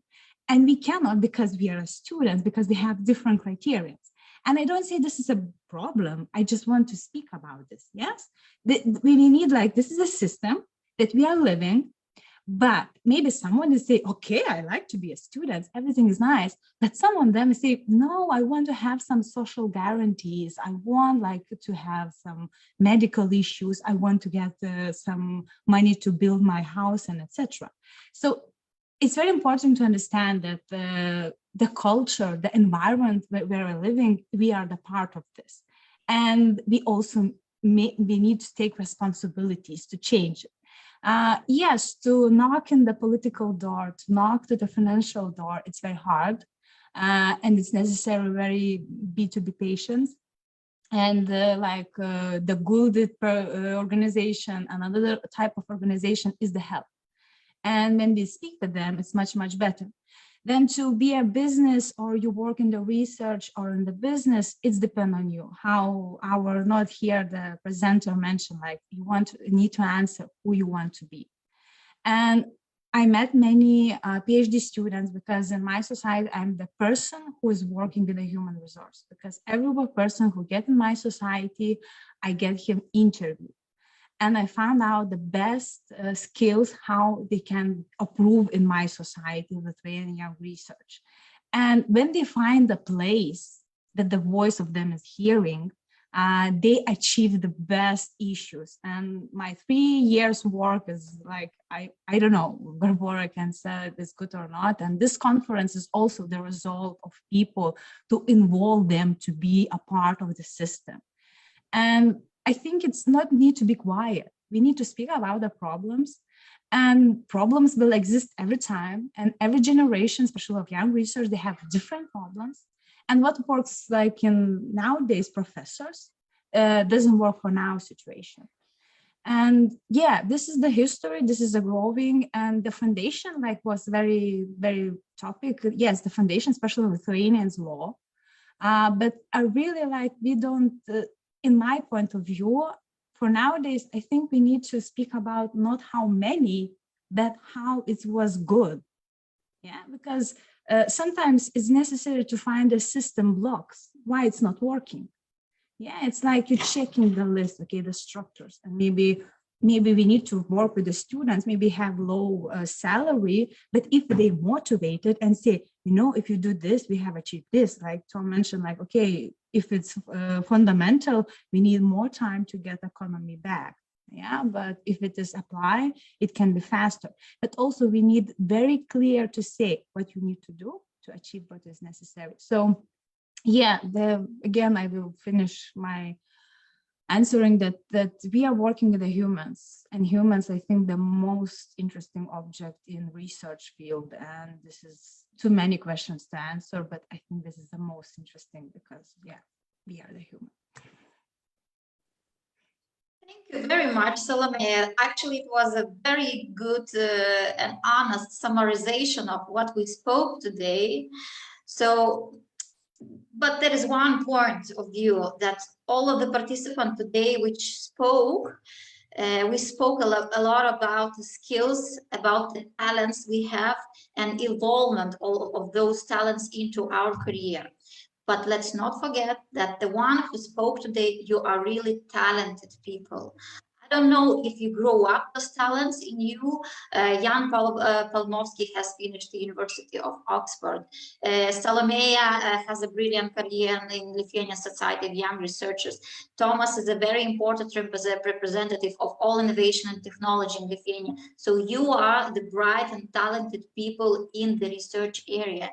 And I completely agree that our mission is to speak and to share our ideas, our experiences, what we have done and what could be done better. And our mission is also to help those who maybe don't feel very much being talented in the new research career or in new way of career, research or business and so on. So I would like to thank you very much to all the participants. Especially I would like to thank you, the Lithuanian Society of Young Researchers, to being one of the organizers. And the special thanks for European Council for Doctoral Candidates and Junior Researchers, involving all those brilliant people, talking about that and sharing all these experiences, ideas, and making the research innovation, a research system brighter and better step by step. So thank you very much for participating today. Thank you for your time. And I hope to see you next year. I don't know where, but in the Eurodoc conference for sure. Thank you. Thank you so Applause much. to all of you. Applause. Thank you, everyone. Thank you. Good to speak here. Thank Thank you. you. Bye-bye. Thank you. I would like to just give a little recap. So everything what we covered during the session included even the first day's sessions like finances, law, and today's sessions that will be covered a little later about production and sales. So the same as we finished our conference yesterday, that all these topics are entangled, and only by cooperation and working together we can achieve a great result. Even if it's business, it's research, or combine everything and to place it for the community. So let's connect. And talking about connections, I would like to invite you now for a networking break, coffee tea break, as Eurodoc is always about connecting and meeting new people and meeting people from different environments. So you will be placed now in 2 different rooms for this half-an-hour break. And after this half-an-hour break of networking, of course, feel free to have a cup of tea or a cup of coffee to have a break. And we will see each other in half an hour for our next session, which will be production, number 6, production. Thank you again for the presenters and the moderator, Milan. Thank you.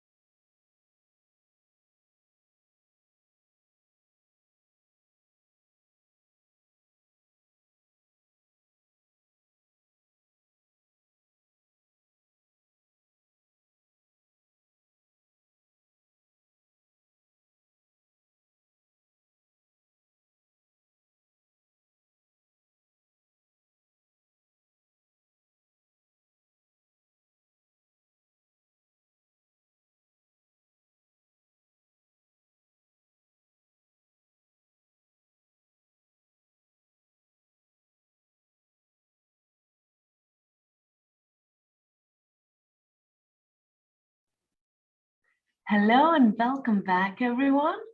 I still see many people joining, so we'll give another minute for them to join us. I hope you had a nice coffee and tea break before our next very important session. The name of the session is Production and Beta Testing Your Product and Market Analysis. So I'm just gonna give another minute for people to finish their coming back from the networking session, and we will begin. This session, production number 6, will be moderated by Sebastian. Sebastian pursued his diploma in physics from 2005 to 10 at Clausthal University of Technology, where he also successfully finished his doctorate in 2013. Also, Sebastian, during a first postdoc position, he performed research on new topics that led to several patent applications, besides the scientific publications. And also based on his research results, that led to a startup project from 2016 onward. And the project team founded a company, Plasma Green, in 2018. Although keeping close collaboration with the company, Sebastian further pursued his interest in both scientific research and university teaching by completing habilitation as an assistant professor at University of Ljubljana in 2018, where he worked on Maria Sklodowska-Curie fellowships funded by European Commission, and further continued through the national research funding in Slovenia. In 2019, Dr. Sebastian joined the Young Academy of Slovenia as the national representation for doctoral candidates and junior researchers, and started collaborating at Eurodoc. So he will be our moderator for this session. I still see some people joining. Hello, Sebastian, can you hear us? Yes, of course. Thank you so much for the kind introduction.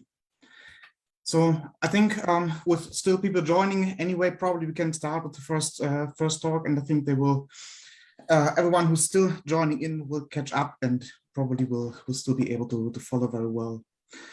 Of course, and I just want to remind people that this session also is recording and streamed live on Facebook. So even if they join a little late, they will be able to have a glimpse of all the sessions.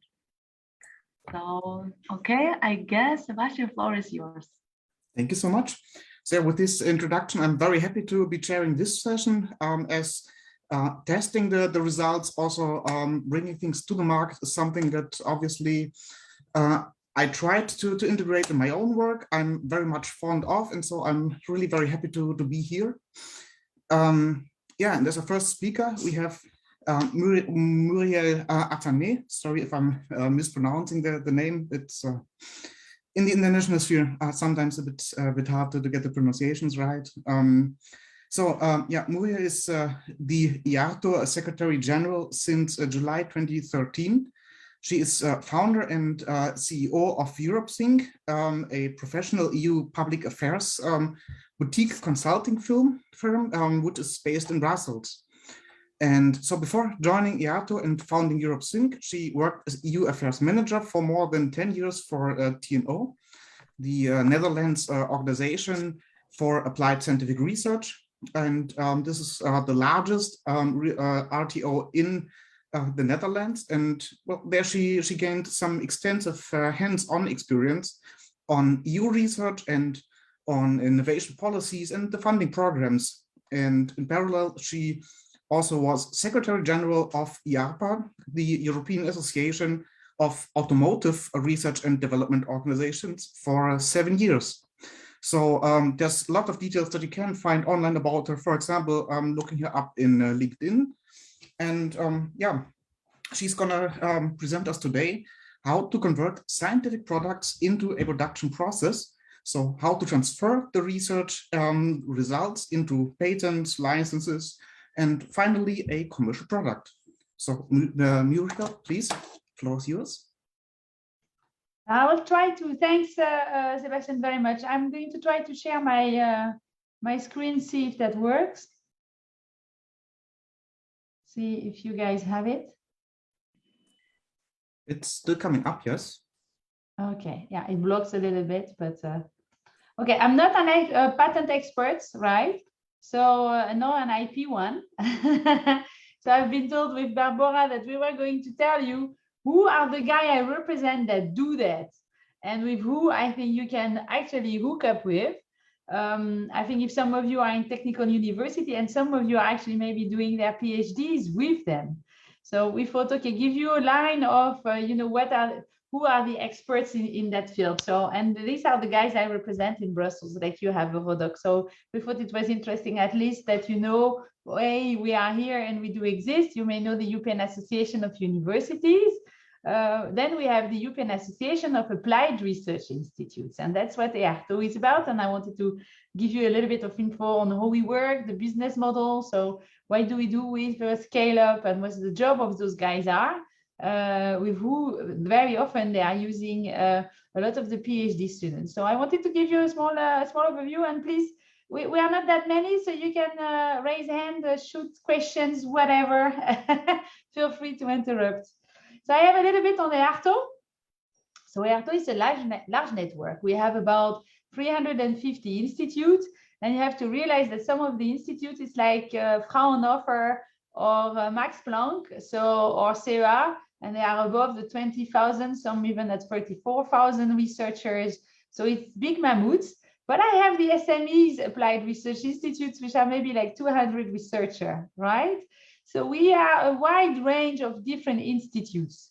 Some are very sectorial, so they will be looking at scaling up technology in mobility for cars, and some are looking at the whole mobility system, whatever type of industry you may be thinking of in mobility, plane, you know, buses, car, railways, for example, if I look at in mobility, but they do things on quantum, they will do things on healthcare, you name it. And the job we have is to represent them in Brussels. And I wanted to give you a little bit of head-ups. We are the normal association, and what we do is that we have the job to make sure that those applied research institutes, which are using IP, patent, licenses, and you name it, have a legal framework in Brussels, which is made by Brussels, because you have state aid rules when you're working with companies. So you cannot be, as a research institute, receiving undue state aid by giving aid to the industry, because we receive government money. You have the European Commission in the DG GROW, which is like the Economic Ministry of Europe, doing policy on standardization, for example. So we have to comment the standardization policy. Sometimes Commission is telling you when you get European funding, you need to get a consortium agreement.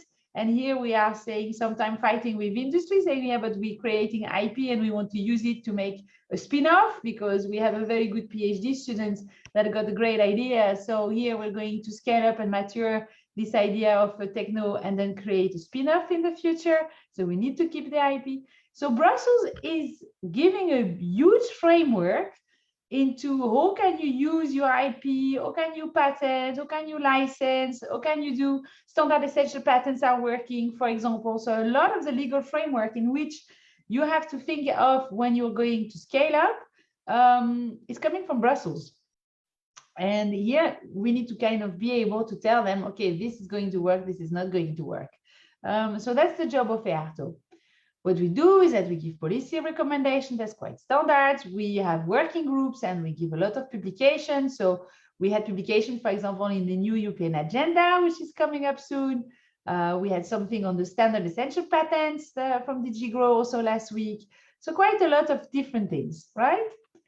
And I wanted to tell you a little bit why my members are so interested in all this discussion of scale up. And I hope some of you are working in some of my members. So what do we have? We have people, it's you guys. We have some experienced technician as well. We have also support staff. And what we do is that we have labs. These are our technology infrastructure. What we do on those labs is that we're working project or for the government or for industry. A lot of part of our finances is coming from the industry. What we do is that we're trying to work in partnerships. So often a large company with an SME, for example. So that's when you're discussing scale up and putting your product on the market. You don't have to think that you're the one putting it on the product on the market, but the industry you're working with is putting the product on the market, and you develop the techno. That's more the thinking of an applied research institute, right? And if the industry is not ready to take off, then maybe we're thinking of our own spin-offs. And what we do is sometimes we're giving advice to the government because we have developed techno, so we know what the risk may be, ethics issue may be, what the different application could be that could bring some solution to climate change, healthcare, you name it. We did a lot, for example, during COVID-19 on production of vaccine or finding solutions very practical in producing 3D parts for respirators during COVID, things like that.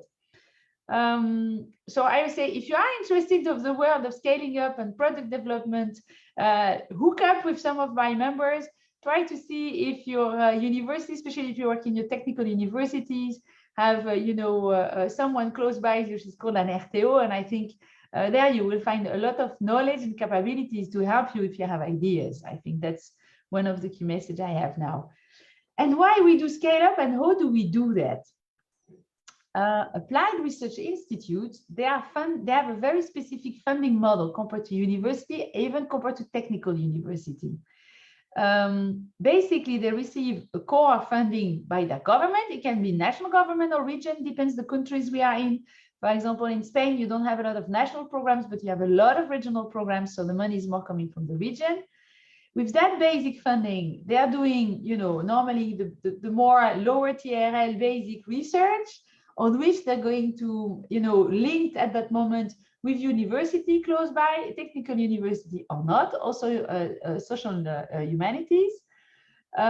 Here they are building competencies, then they try to mature tech development, and that takes some time. This is what we call the valley of death. So anybody who wants to do scale up, this is where the big pitfall is. This is where you need a lot of time in maturing, and sometimes not only maturing your tech, but also maturing the technology for producing your tech, which sometimes is not yet there. And then you go into the application and you do scale up with industry, right? And what you see is that for each of these three parts, you kind of have different funding model. The first part will be a core funding from the government, where we have a lot of KPIs to fill in, number of contracts with industry, number of PhD students we host with industry, for example, number of collaboration we have with technical universities, you name it. And then you have the technology development. This is really the core business. This is what you do also with European funding projects. This is a very small part of the EU funding money. Generally, in our turnover is often less than 10%. And then you have another calls, public calls, and then you do private contract. For some of my members, we are saying generally the funding is 30% core funding, 30% public, additional funding coming in competitive calls, and 30% private funding. But what you see is that the private funding for some of them is 80%. So the 30% average has still a range of movement of sometimes more than 20%. And I think what you see is that more and more the RTOs going to the private funding. And this means that this is where the scaling up and the patenting and the IP discussion are taking place, right? For bringing your tech into a product of an industry. What we also do is that we try to show, so we did some impact figures. This is like policy oriented. But what we looked at is that some years back, we looked at the 20 largest RTOs. We didn't take the 350, so that would be a hell of a calculation. But we just took the 20 biggest and we asked them some figure. We have more than, at the time, and it was, I think, 3 years ago, we had more than 6,000 PhD students hosted by those RTOs, right? So I think this is where Eurodoc members are quite active and linking to. And what you see is that those PhDs are coming up with like ideas. They are generally not only with the RTOs, but they are working on contract with the industry. So it's really on project based with the industry. So I think that's where a lot of those PhDs will come up with the discussion on scaling up. How do you use patent, IP? And I think they will profit of the training that you have in-house, our members in the Applied Research Institute, on how to use IP, what to protect, when to not protect, when to discuss with industry, how to discuss with industry, what's the timeline, things like this. You need a completely full training. This is not something that is so evident, right? And what you see is that our members do a lot of spin-offs. So this is launching deep tech startup. It's not about an app, right? It's deep tech. So you have inventing a new tech, or you're having a new part into a product which is quite innovative. Then you will have discussions. And what you see is that the Applied Research Institute is helping in-house. They have what you call ventures, and they have specific departments just targeting the creation of deep tech startup. And that's what we call our spin-offs. And there you have a lot of discussion of what is the Applied Research Institute giving to that spin-off in terms of IP. So on that basis of that IP, which is given, plus access to the lab still to create more value out of that IP, then you have a spin-off. And what we've seen is that if you actually are dreaming to one day being, you know, setting up a new spin-off on deep tech, and this is something you are interested, then better go work into an RTO and use all the services they have in-house. The success rate of their spin-off is really high. Why? Because in general, they took quite some time to mature the idea in-house before launching it. So they have a success rate of quite high. I think at 5 years, there's still 80% of the spin-offs which are still alive. And it's not because we're giving funds, it's because the idea are good, right? What we also do, and that's what I was saying, is that we do professional training in-house, and we do a lot of IP standardization training, data management training, ethics training, of course, research integrity and project management. So all of this makes that, I think it's quite an attractive environment to start thinking of you know, of scaling up products. I think it's much harder when you own your own in an environment that don't have the type of supports. You have similar things also in some of the technical university, I think. What we do is also training for industry. So we are not only looking at training our staff, but also sometimes part of the job is to train industry to understand the tech we are developing. So for example, very practical, I have a member in Sweden, which is the RISE Institute, who is training the firefighters to understand how fires work with new elements, new chemicals, and they develop new clothes for those firefighters. So they have to train the firefighters to understand the limits of the new clothing, for example, on protection gear for that your boots don't melt. Yeah, you need new material for that. If you know, sometimes we have to kind of say and explain, you know, why we are interesting ourselves as employer for postdocs. And I think one of the things is that we are generally working on societal challenges. So when you see in time of COVID, all our members woke up and try to look around and ask hospital, what do you need? So some they did 3D printings of parts of respirators. Some they worked on better mass production of vaccines. Some they worked on the app for tracing people, which I think is backfire quite a lot for some of the researchers in Germany, unfortunately. But because some of the people were quite upset or didn't understand that vaccines were still safe, even if they were developed fast. That's always a challenge. But so I think it's interesting to see that maybe the scale of that we say take years. When we saw COVID, what we saw is that the capacity to do so fast was there when the pressure was there. So I think that's also interesting to look up from let's say a scale-up perspective. A lot happens in European projects. So I think if you are in a university and you have the chance to hook up to, you know, consortiums that are doing future tech development and connect to some of our members there, then I think you will also have quite interesting discussion for future scale-up. Some of the discussion are done into European projects. And what you see is that often if you work with an RTO, you know that you will be in a large consortium with a lot more industry that if RTOs are not in. So if you're looking for scaling up product by industry, I think this is also a great instrument to use.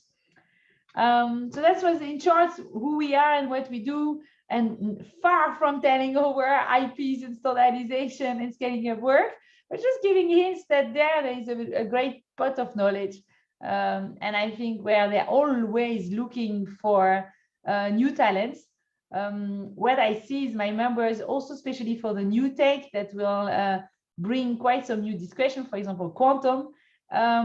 They are the one discussing with university new master study and master programs because they know that they don't have in-house and there is not yet a strand of, let's say, academic training targeted to the new tech that we're going to have to manage. So some of my members are going to have, and they're building the future computer.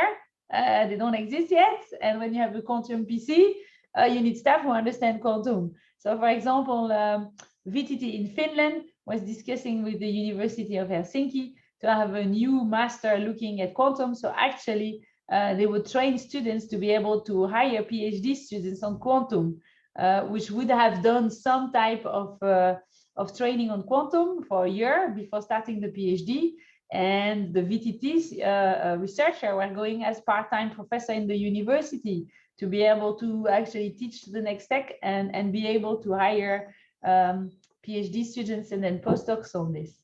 So to give you an idea of, you know, and I think this arrives in any country I know where RTOs are. I'm sure Sebastian is working also with the Jos and Stefan Institutes and with the National Chemistry Institutes, which are members of ERTO. And I think that's where those discussions happen. And I think my members are working very strongly and they're always looking for talent. And we have to organize the talents of the future. So if you want to see what we do, more as a policy, let's say, syndicate of the Applied Research Institutes, we have our next event in October. So that's it on my side. Thank you so much for the interesting presentation. So, and thank you for staying within the time. That's also something that many people, many speakers struggle with. So I think we have some time for questions. How is the audience? Are there any pressing things you want to ask our speaker?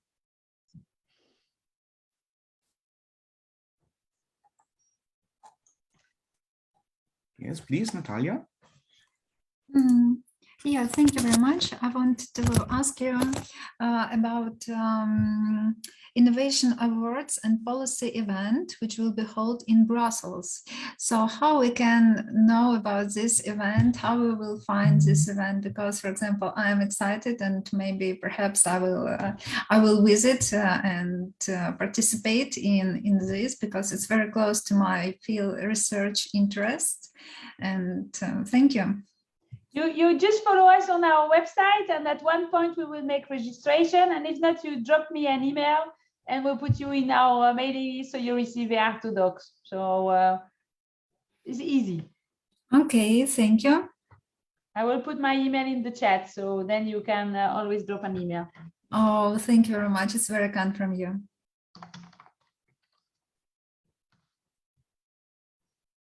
Yes. And Sebastian, maybe, or do you work with your with the Slovenian RTOs close to you? Do you have discussion with these guys?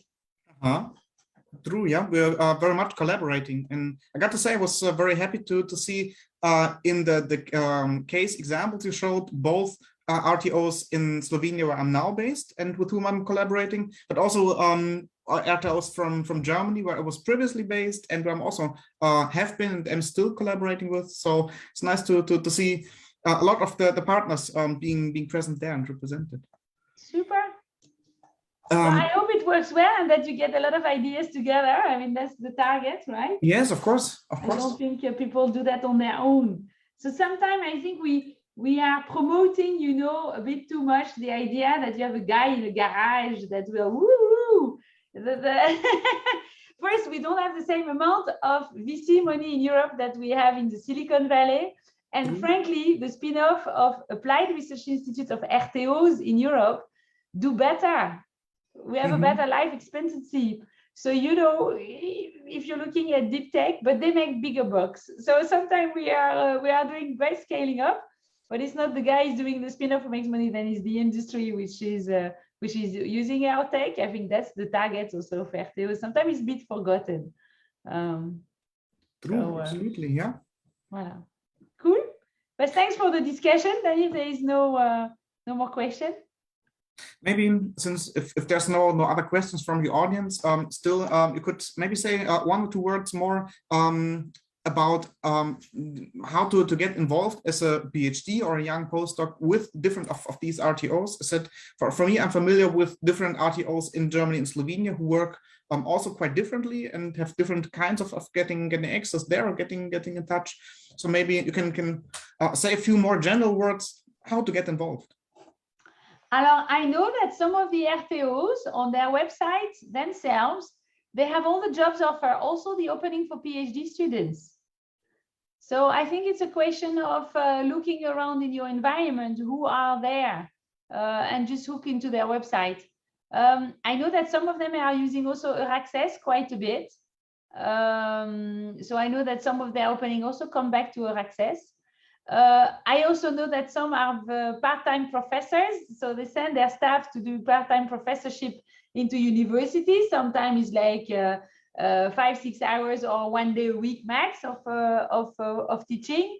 And those guys generally walk around and are hunting for the next PhD students also to get. I'm sure that they also have different things for postdocs too. So I think this, I know from the TNO, we had this was on their website really public. And I think for most of them, they also do and try to open up. What we also have is that some of our members are also active in the Marie Curie IAPP grants. So they're also using the Industrial Academia Partnership. It should be called Industrial RTO Academia Partnership. They forgot that there was another guy coming in the middle, but that's very, how do you say, the science ministries, which often look at the world in the binary world, industry versus academia, which is much complex than that. But these grants also do. I know also some of the Marie Curie training networks, they also have some time opening on that one, on those ones. So I don't think there is one big database of PhD postdoc offers for Europe. Maybe Access is kind of close to that, I'm not sure. And they're also quite expanding, yeah. They're currently quite revising this, so this will be a nice opportunity to follow up in the future. But otherwise, yeah, maybe again via the contact with the IATO, this maybe also some other good access to find the RTOs in your environment and get the right connections there, right? Yeah, exactly. Any more questions from the audience, maybe? Somebody else who has something. I don't see all. Perhaps we will have more questions at the end of the session. Perhaps, yeah. Have so like then, yeah, let's thank our speaker again. Thank you very much for the interesting presentation and the introductions. So yeah, and let's move on to our next speaker. So this is Dr. Lisa Cowie. Lisa Cowie started her career in technology commercialization when she finished her PhD in physics at the University of Oxford. She then moved to the commercial sector to realize the research as a commercial product. And this gave her varied experience of spin-off, technology licensing, raising early stage funding, and finally also a company trade sale. And so for the last 20 years, she has worked extensively with technology transfer projects, with early stage innovations and startups, and particularly with a focus on securing competitive advantage with a strong IP strategy. For the last 2 years, she was team leader for both the EU-funded Actions IP Booster, which delivers commercialization support service to technology transfer organizations from 147 public research organizations in the EU. And secondly, from the EU ForTech proof of concept, the Western Balkans proof of concept scheme, which is helping over 40 technology and knowledge-based projects to move closer to the market through proof of concept support. So she will draw on this portfolio of recent examples and illustrate this in her talk. And we are very happy to have you here. So please, the floor is yours. Thank you, Sebastian. Do you hear me well? Thumbs up? Yes, very well. Super. Okay, because now I'm slightly working a bit blind. I hope you can see my screen. If you can't, then I will try and do something about that, but you should be able to see my screen. I want to thank the organisers for inviting me to come and say I think I'm in a very privileged position because 2 weeks ago I was in Vilnius.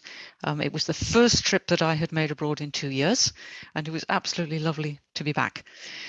And although at the moment, as you see, Oxford is my base, the city of Oxford is my base, most of my work until COVID was not done in Oxford at all. It was done from the Baltics all the way through to the Balkans. So I've done quite a lot of work in Lithuania and also in Poland. I've had over the last 10, 15 years, a number of very large projects that take place in the Western Balkans, and I'll draw on that today.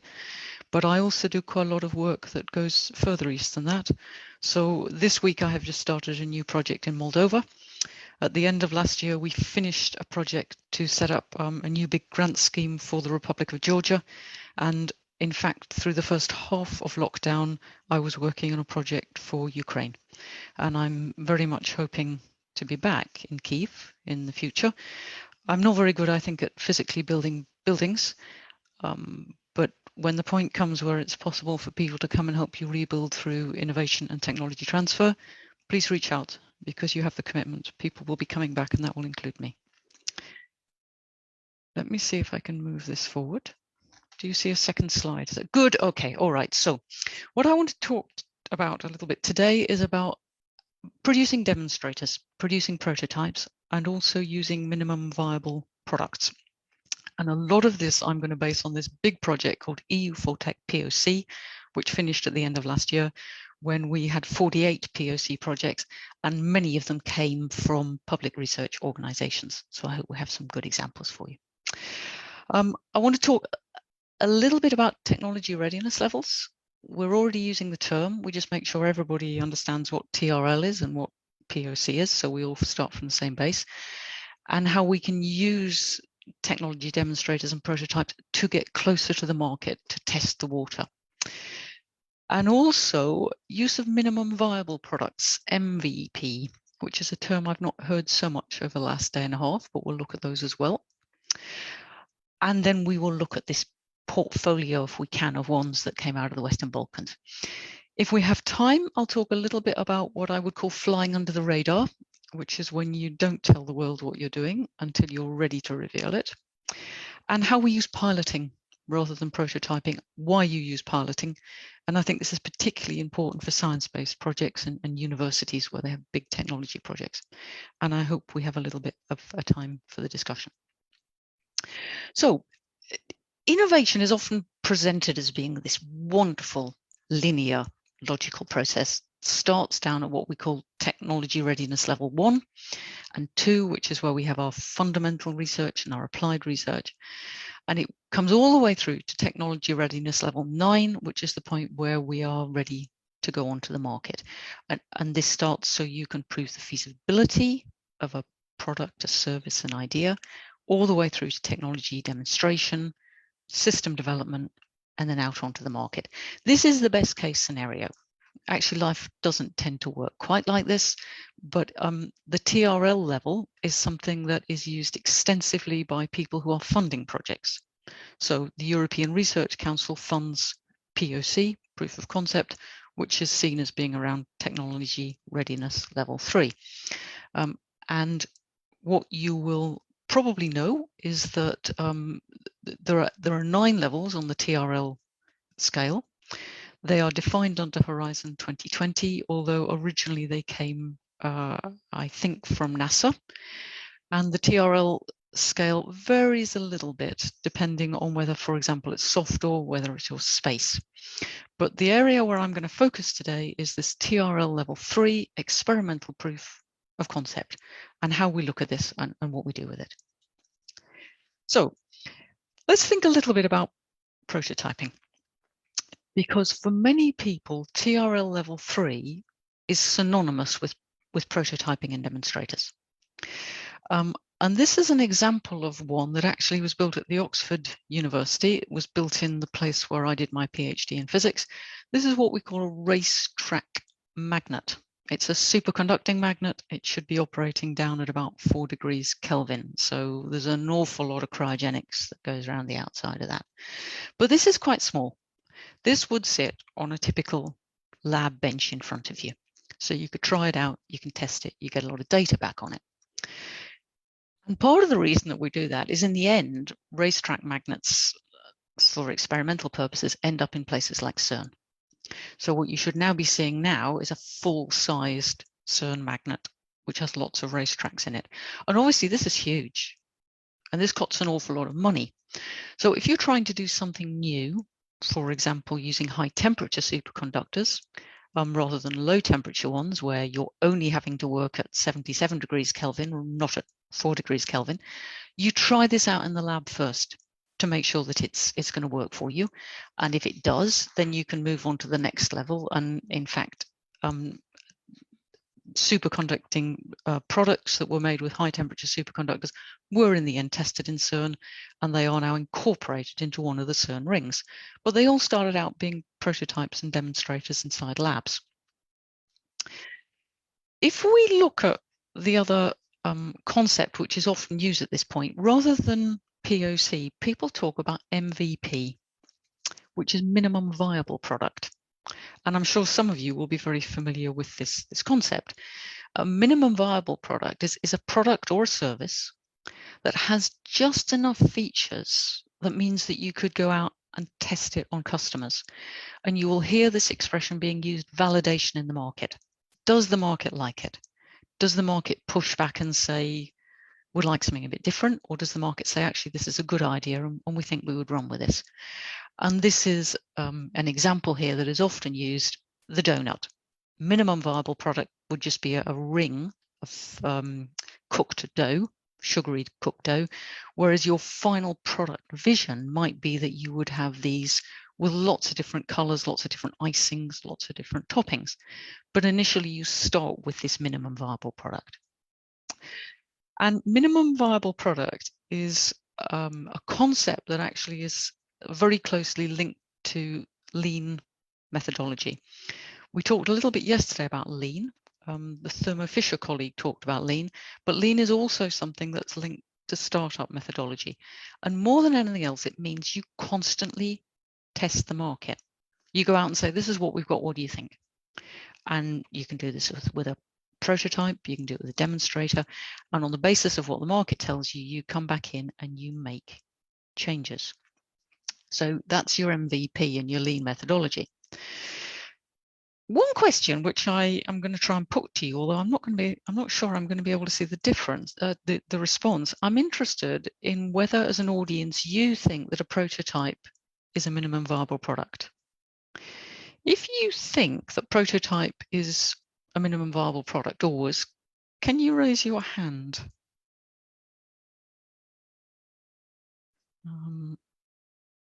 And I'm not sure that I'm going to see this going. How many people think that a prototype can be a minimal viable product? Oh, I see thumbs going up and down. That's an even better one. So if you think that a prototype can be a minimum viable product, Barbara's put a thumb up. Okay.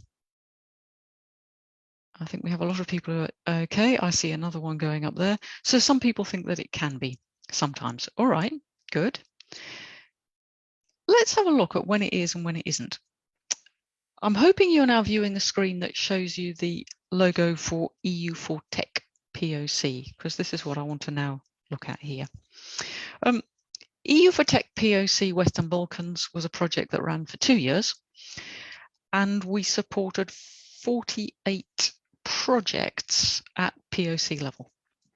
And of those, about 24 of them wanted to build a demonstrator. They wanted to prove the concept, the POC, and we supported them into doing that. And what I want to do now is give you a quick rundown of about 10 of those, if I can get through at high speed, to show you the kind of proof of concept prototypes and demonstrators that people produced, which one of those were minimum viable products, and which one of them weren't and just never would be. So let's have a quick look at the variety that we have here. This is the first one. This is the RIC engine. Comes from Bosnia and Herzegovina, supported by one of their innovation centers. And this one basically was to prove a concept that you could produce a very new internal combustion engine, sort of thing you would get on a car or a plane or a drone, with a very good power to weight ratio. And what you can see here is what they built with the money that we secured for them, and they're testing this out in the lab. And it was about 80% successful at this stage. So they have proved the concept as much as they can. This is definitely not a minimum viable product, but it did allow them to refine this. It has allowed them to draft a patent because they have enough data to say, look, it's working. And it's now put them in a position to go out and try and find an investor who will put enough money in that they can start building up what the hardware on this. And they will start to show it to people within the aviation industry and the automotive industry as a concept that they might want to take up and license the patent at a later date. This one here, this is a shared ride app, which some of you would say, well, that's not a very new idea, is it? Being able to share a ride across town or across the country. You're right, it's not a very new idea, but it was new to Kosovo, which is where this idea comes from. We helped them to build a proof of concept prototype so they could go out and test this with the market. This is also a minimum viable product. And in fact, this took off very, very fast once they had their prototype. It's very widely adopted, and they're now generating revenues. So they have gone from being POC stage to having a company out there making rather a lot of money for this part of the world in the space of actually quite a few months. So hugely different to the RIC engine. Another quite different example. This one comes from the University of Pristina in Kosovo. This again is something that quite a lot of teams were working on over the last couple of years. This is a mechanical ventilator. This is designed for people who have COVID or COVID-like problems. They needed to buy all the bits and pieces to build a prototype to test whether they could do what's called a self-triggering mechanism. So rather than the device forcing a breathing pattern on you, you request it from the ventilator, which is a much kinder way to ventilate somebody. This is not actually a POC demonstrator yet. They are still struggling to buy all the parts. It's certainly not a minimum viable product. And they are still a very long way from market, because in order to bring a medical product out to the market, it will have to go through a huge amount of certification and accreditation and patient testing. And that's something I think we sometimes don't think enough about in the science field. We see it works in the lab, and what we are not as aware of is just how much we will now have to test and accredit before we can actually use it with people, children, society, in the outside world. This one's from the Polytechnic University of Tirana. They wanted to pioneer the idea of having academic certificates that could be secured through blockchain. And again, some of you will say, well, this isn't a completely new idea. And you're right. There are a lot of demonstrators and prototypes out there now in this area, but it's completely new as a concept, as a commercial concept for the Western Balkans. They produced a demonstrator, and they are now demonstrating it to universities in the region and to the ministries and to the people who award certificates. And they are using it as well to talk to employers to see whether employers would be willing to use this as an idea to check somebody's references and qualifications before they employ them. So I would say, yep, they definitely have a prototype. They probably don't have a minimum viable product yet. One of the issues that they have run into that they hadn't expected is there's been some of a backlash against using blockchain technology because of the amount of energy that it absorbs. This wasn't something that they had foreseen.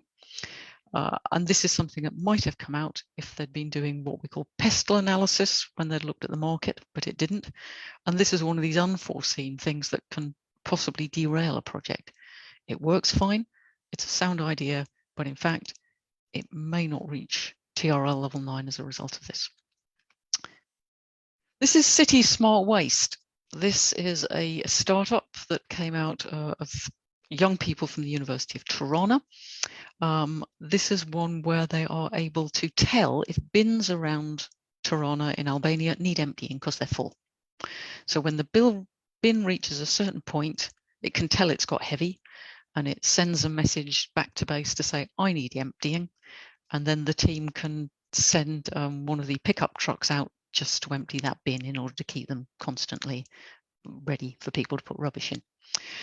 As you can potentially see from the picture there, it's It's quite basic. There's a lot of cardboard and sensors stuck onto cardboard. So yes, they have a working prototype. This for me at the moment is not a minimum viable product for them to take out and show to people. It just doesn't look good enough, I think, really to be running past a commercial organization. But they've proved that they can do it. They can tell that a bin on the other side of town needs emptying, and the bin signals its fullness all the way back to central control. And that was brilliant. This is emotional intelligence development. Emotional intelligence has become very important for employers as they develop their talent, their staff. It's becoming increasingly important for graduates looking to get jobs, where your IQ is now being looked against also your emotional intelligence quota. And this is a team that have managed to come up with ways of training people to improve their emotional intelligence using an app on their phone. And in the end, you will have a portfolio of games to play with to do this. But this group here basically produced, I think, 4 just to try it out, and then went out and got people to play with them for 3 months and tested the results. And they can see that there's a positive result. This is a minimum viable product. This is something they were able to show to largish businesses in the area who've now agreed that they will work on the next stage of development. So they're not just saying we're now selling you the product, they're working hand in hand with fairly large companies, in some cases some of the top 5 accountancy firms in the region, who said, yeah, we're now interested in taking this product closer to a higher level of TRL as a result of having seen the minimum viable product. This is one I like a lot. This is one for looking at the undersides of trains. This is one that came out of the Faculty of Mechanical Engineering at the University of Niš in Serbia. Normally, if you want to check if a train is safe, and you have to do this very regularly, you have to take it off, you have to take it out of service, you have to drive it over a pit, and then it gets examined from the underneath. This group have produced something that you can carry around in the train carriage. And what you do is you take it down and you attach it to the tracks, and then you drive the train over the top of it. And while the train is going over, it has a camera that scans the whole of the underside of the carriage. So you carry your own equipment with you. They proved that this works. They can get it to scan effectively. So the prototype works very well. It isn't a minimum viable product, and they probably won't ever need one, because the next thing they have to do is convince the railway industry that the economic side of this adds up. So it's the financial plan that the investors are now interested in. They need to know that the return on investment is there if they invest into the infrastructure and they make this part of the way that they run trains. They won't ever need a minimum viable product here. This is Attorney's Archive. This is a university in Bosnia and Herzegovina. This is actually undergraduate students who did this one. They decided that there was a place for software that would allow legal firms who normally have huge warehouses of legal documents to put everything online and to be able to search it, bring it out, which might sound quite basic, but actually nobody had done it before. So they set this up, and by having a minimum viable product, they've been able to go out and show this to local attorneys firms who said, actually, we'd like that. That's a really good idea. And these are the other features we'd like to see on it. So they've reached the point now of having potential customers to take this one forward. And this is entirely software, no hardware involved for Attorney's Archive. Not all of them worked, and that's normal for proof of concept. I mean, that's why you do it. The concept isn't always proven. So just to pick out 2, the one here on the left, this was something where the person who had a really good idea said, I think that we can produce a test plate for a laboratory where we can actually introduce liquid to, I think, about 96 little platelets simultaneously on a microfluidic device. And he came to us and he said, what I want is for your project will help me to 3D print a 96 cell hardware device that we can test. And we said, hang on, first of all, we will start this with the basics, which is 6, and we will model it for 6 cells. If it's successful, we will print it for you. And he said, no, we don't have time to do that because the project's coming to an end. He was quite late applying. So we said, okay, as a compromise, we'll model it for 6 and we will simultaneously print it for 6. We modeled it for 6 and the modeling showed it wouldn't work. We also went out and we 3D printed it twice in order to try and make it as precise as we could for him. And he locked himself in the lab and finally he came out after several hours and said, I have a new idea, and left in his car because it hadn't worked. While we had been doing the 6 for him, we had also worked with him to draft a patent because, again, he'd said, I'm very short of time. We need to do this now. And if we look back on that, actually, in terms of doing this in a correct way, in a good practice way, we should have done the modeling first. And if the modeling had not worked, then we should have stopped. Because he hadn't really left enough time, we have invested into 3D printing, we've invested into patent drafting, and it wasn't a good investment. On the other side, this is one, again, Bosnia and Herzegovina. They are preserving kaki apples. This is a way of taking something that has a very short harvesting time. And they said, we can dry it, we can put it in a bag in a remote environment, controlled argon environment, and we are going to prove, our proof of concept is that the benefits of it, i.e. its chemical composition as apple, doesn't deteriorate with time. And what they discovered was that when they came to dry it, they were using a cooperative drying system that probably wasn't cleaned that well, and their kaki apple, as dried, ended up covered in lots of different microbes, and then it went green and deteriorated. So at that point, we said, well, you hadn't thought of that one. None of us did. And they went back and did a small amount in a batch oven in their own kitchen, and they have since tested just a few bags of it and said, yes, it does work. We can preserve the properties, but we have to find a way now of being able to dry this at industrial scale. Just keeping one eye on the time, I'm going to whip through these in that case. 2 other approaches then. One of them being what we call flying under the radar as opposed to a minimum viable product. Because the minimum viable product is very much about putting it out there to an audience and saying, what do you think? What do you feel? Would you buy it? What should we change? Flying under the radar is very much about not telling people what you're doing until really you're ready to launch. And a lot of people say you shouldn't do this. I disagree. Flying under the radar is not just about technology push. You do need to identify a market need, and you do need to be talking to potential customers. What you're trying to do is avoid being seen by potential competitors. And quite a lot of people will do this. I did this when I worked for a company called Ketonics. We had a big portfolio of IP, and what we didn't want is for people to pick up on the fact that this tiny little company was starting to come through the IP route. So we worked with people like Boeing and Airbus. We were working with customers, but we were not shouting about the fact that we were there. And here on the right, this is one called Benham Energy, where in effect they are producing methane from cows. They have a very big pilot going on. They have a 6-farm pilot going on in Cornwall, which is the southeast of the UK. And I will tell you now that the 6 farms very definitely know they're involved in the pilot. But in fact itself, Benham Energy is not very well known about, because what they don't at the moment want, or they haven't wanted for the last few years, was for the alternative energy sector to say, hey, this is a good idea. We're big and powerful with our research. We'll start doing this too.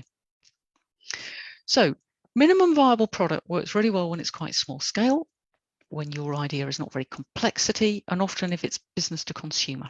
And we see a lot of this with things like the apps for the car riding, with things like Attorney's Archive. Pilots are usually needed when things are much larger scale. Often when they're very complex, you've got lots of technologies involved. You need lots of stakeholders involved, lots of buy-in. You might need changes to policy and legislation, and society might have to approve this. And if I give you an example of a pilot that I had to look at for the European Commission last year, this is WiseGrid. They have 4 huge demonstrator sites: Belgium, Italy, Spain, and Greece. And this is funded through Horizon. And they're looking at very different conditions, not just with the climate, but with regulation and how society feel. And if you're working on something like a Horizon project as a scientist, you will probably not be looking at a minimum viable product. No matter how much the lean startup people say MVP, you're probably going to be piloting somewhere with your partners. So just quickly on takeaways. Demonstrators and prototypes are really useful at the TRL level stage. They should prevent you from investing more money until you've actually proved that an idea is a good one. And if you can use it as a minimum viable product, you can go out and make sure the market agrees with you and get some good feedback. An MVP works particularly well for software. But if you are a complex technology, if you are really very strongly science-based, you probably will have to produce some kind of demonstrator, and that's a lot more complex. And flying under the radar does not mean working in isolation. It does mean working with end users, but it sometimes means not shouting to the rest of the world that you've had a good idea and you've got an IP pipeline until you're ready. And I will stop there. I'm a bit over time, but I hope we still have time for a couple of questions. Yeah, thank you so much for the interesting presentation. I think all the very detailed and pictured examples really helped to clarify a lot of the ideas. Do we have any questions from the audience so far?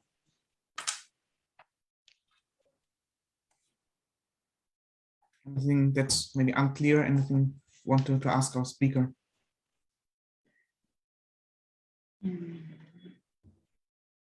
Yeah, Barbara? Yeah, if I may, it's not really a question. It was just like, it was such a funny, this example of bin telling, like this, by the software that, okay, it's time to empty me.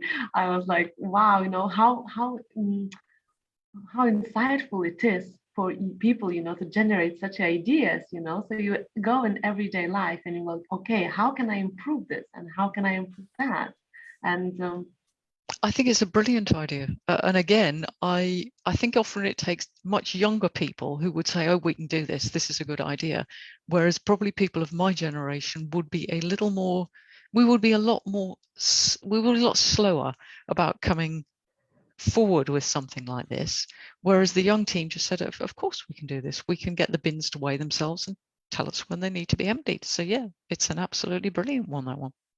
Mm-hmm. But maybe then we get this, situation that you told about 3D printing, then younger people get like ideas and over exciting about new ideas, projects, and they sometimes don't get realistic view of what could and should be done. What do you think about that, Lisa? Well, I think this is why it's useful to have a mixture of more experienced and less experienced people on teams, because the younger, perhaps even less experienced people often have the ideas, the energy and the enthusiasm, but every now and again you also need some of the more experienced people to say, hang on a minute, let's just take this a bit more slowly, or let's plan it a bit more. Mm-hmm. And I think doing something like stage gating is often something that my younger colleagues don't want to do. But until you've realized you've invested 3,000 to 5,000 in a patent and you've lost that money, and that was quite significant, that's the point where older heads would probably have said, look, we should have slowed down and we should have done this in stages as we went through. So the more experience you can get on a team, the more energy, the more diverse you can get your team, I think the better for any project. Don't work in isolation, build yourself a strong team. Thanks. I don't see any questions on Facebook either, just yet in the comments anyway. Is there any other question from the audience here on Zoom? Question, comment? That does not seem to be the case. So maybe in light of the time, we go ahead with the next presentation, but maybe there will be something coming up also towards the end of the session. So I guess we're gonna have another chance then to also discuss any questions that develop until then. So thank you again so much for the interesting presentation, and we'll move ahead. Our next speaker is Slavo Tulea. He's the CEO of Zaka.vc, which is an early stage private fund operating in the CEE region. The company Zaka invests in scalable early stage startups with a validated product market fit and with the ambition to scale beyond the corresponding region. So prior to working at Zaka, Slavo co-founded Skoda Auto Digilab in Prague, Tel Aviv and Beijing, where he was responsible for venture building, for validations, and for startup cooperation. Outside of investing into early stage companies, Slava also remains the founder of Cube.com, a corporate innovation studio, and 100 Cherries, which is a Berlin-based D2C startup. And so with all of these different experiences and insights, well, we are happy to see your talk, and the stage is yours. Thank you very much for the kind introduction. Let me just share my screen here with you. Okay, so a short little disclaimer at the beginning. I am not a researcher, so the experiences that I will be sharing with you today are more from the commercial side and from all the different bunch of companies that we have invested into in the past, and we have been investing continually. If you want to learn something from my home country, ahoy is a way of saying hi. I'm based in Slovakia, in the heart of Central Europe, and as was already introduced, and thank you very much for the kind introduction. The two main directions where my career has gone in the recent years was ZACA, so that's the venture capital fund, a private money-backed venture capital fund here in Central Europe. We also have quite a lot of investments in the Baltics, so we invested into some early stage stories, but I'll cover that later. And Cube is something where we apply innovation methodologies for corporates. It's not very technical, but it's mostly focused on things like improving customer experience, improving the digital experience that companies have with their customers, looking at new business opportunities there, and we try to facilitate that innovation process for these companies so they become more customer centric. They bring things to the market which are more relevant for the end consumer and something that the end consumers love using. I have a few slides for you, but I was thinking how to make the best connection between the commercial side and the research side, and what could be a few of the things or a few of the concepts that I could share with you that maybe would spark your interest in also breaking into the entrepreneurial world, and maybe tie and continue a little bit the discussion and the presentation which Elisa had just before me, which was very informative in terms of the minimum viable products and prototyping, which is something that we also look at very often. First thing, when I speak to entrepreneurs and to people who want to launch a company, who want to scale a company, it all starts with an ambition. So I always ask them, why is it that you want to do what you want to do? What are the reasons and what is the driving force behind?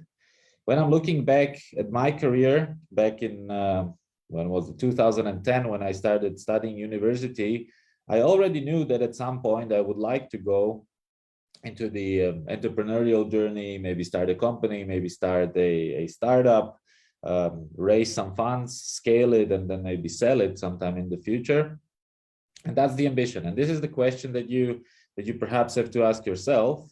What is it that you're doing right now, and is it something that you want to continue doing, or do you want to break elsewhere at some point in your career, and then kind of prepare the following steps so you can kind of follow on with that journey.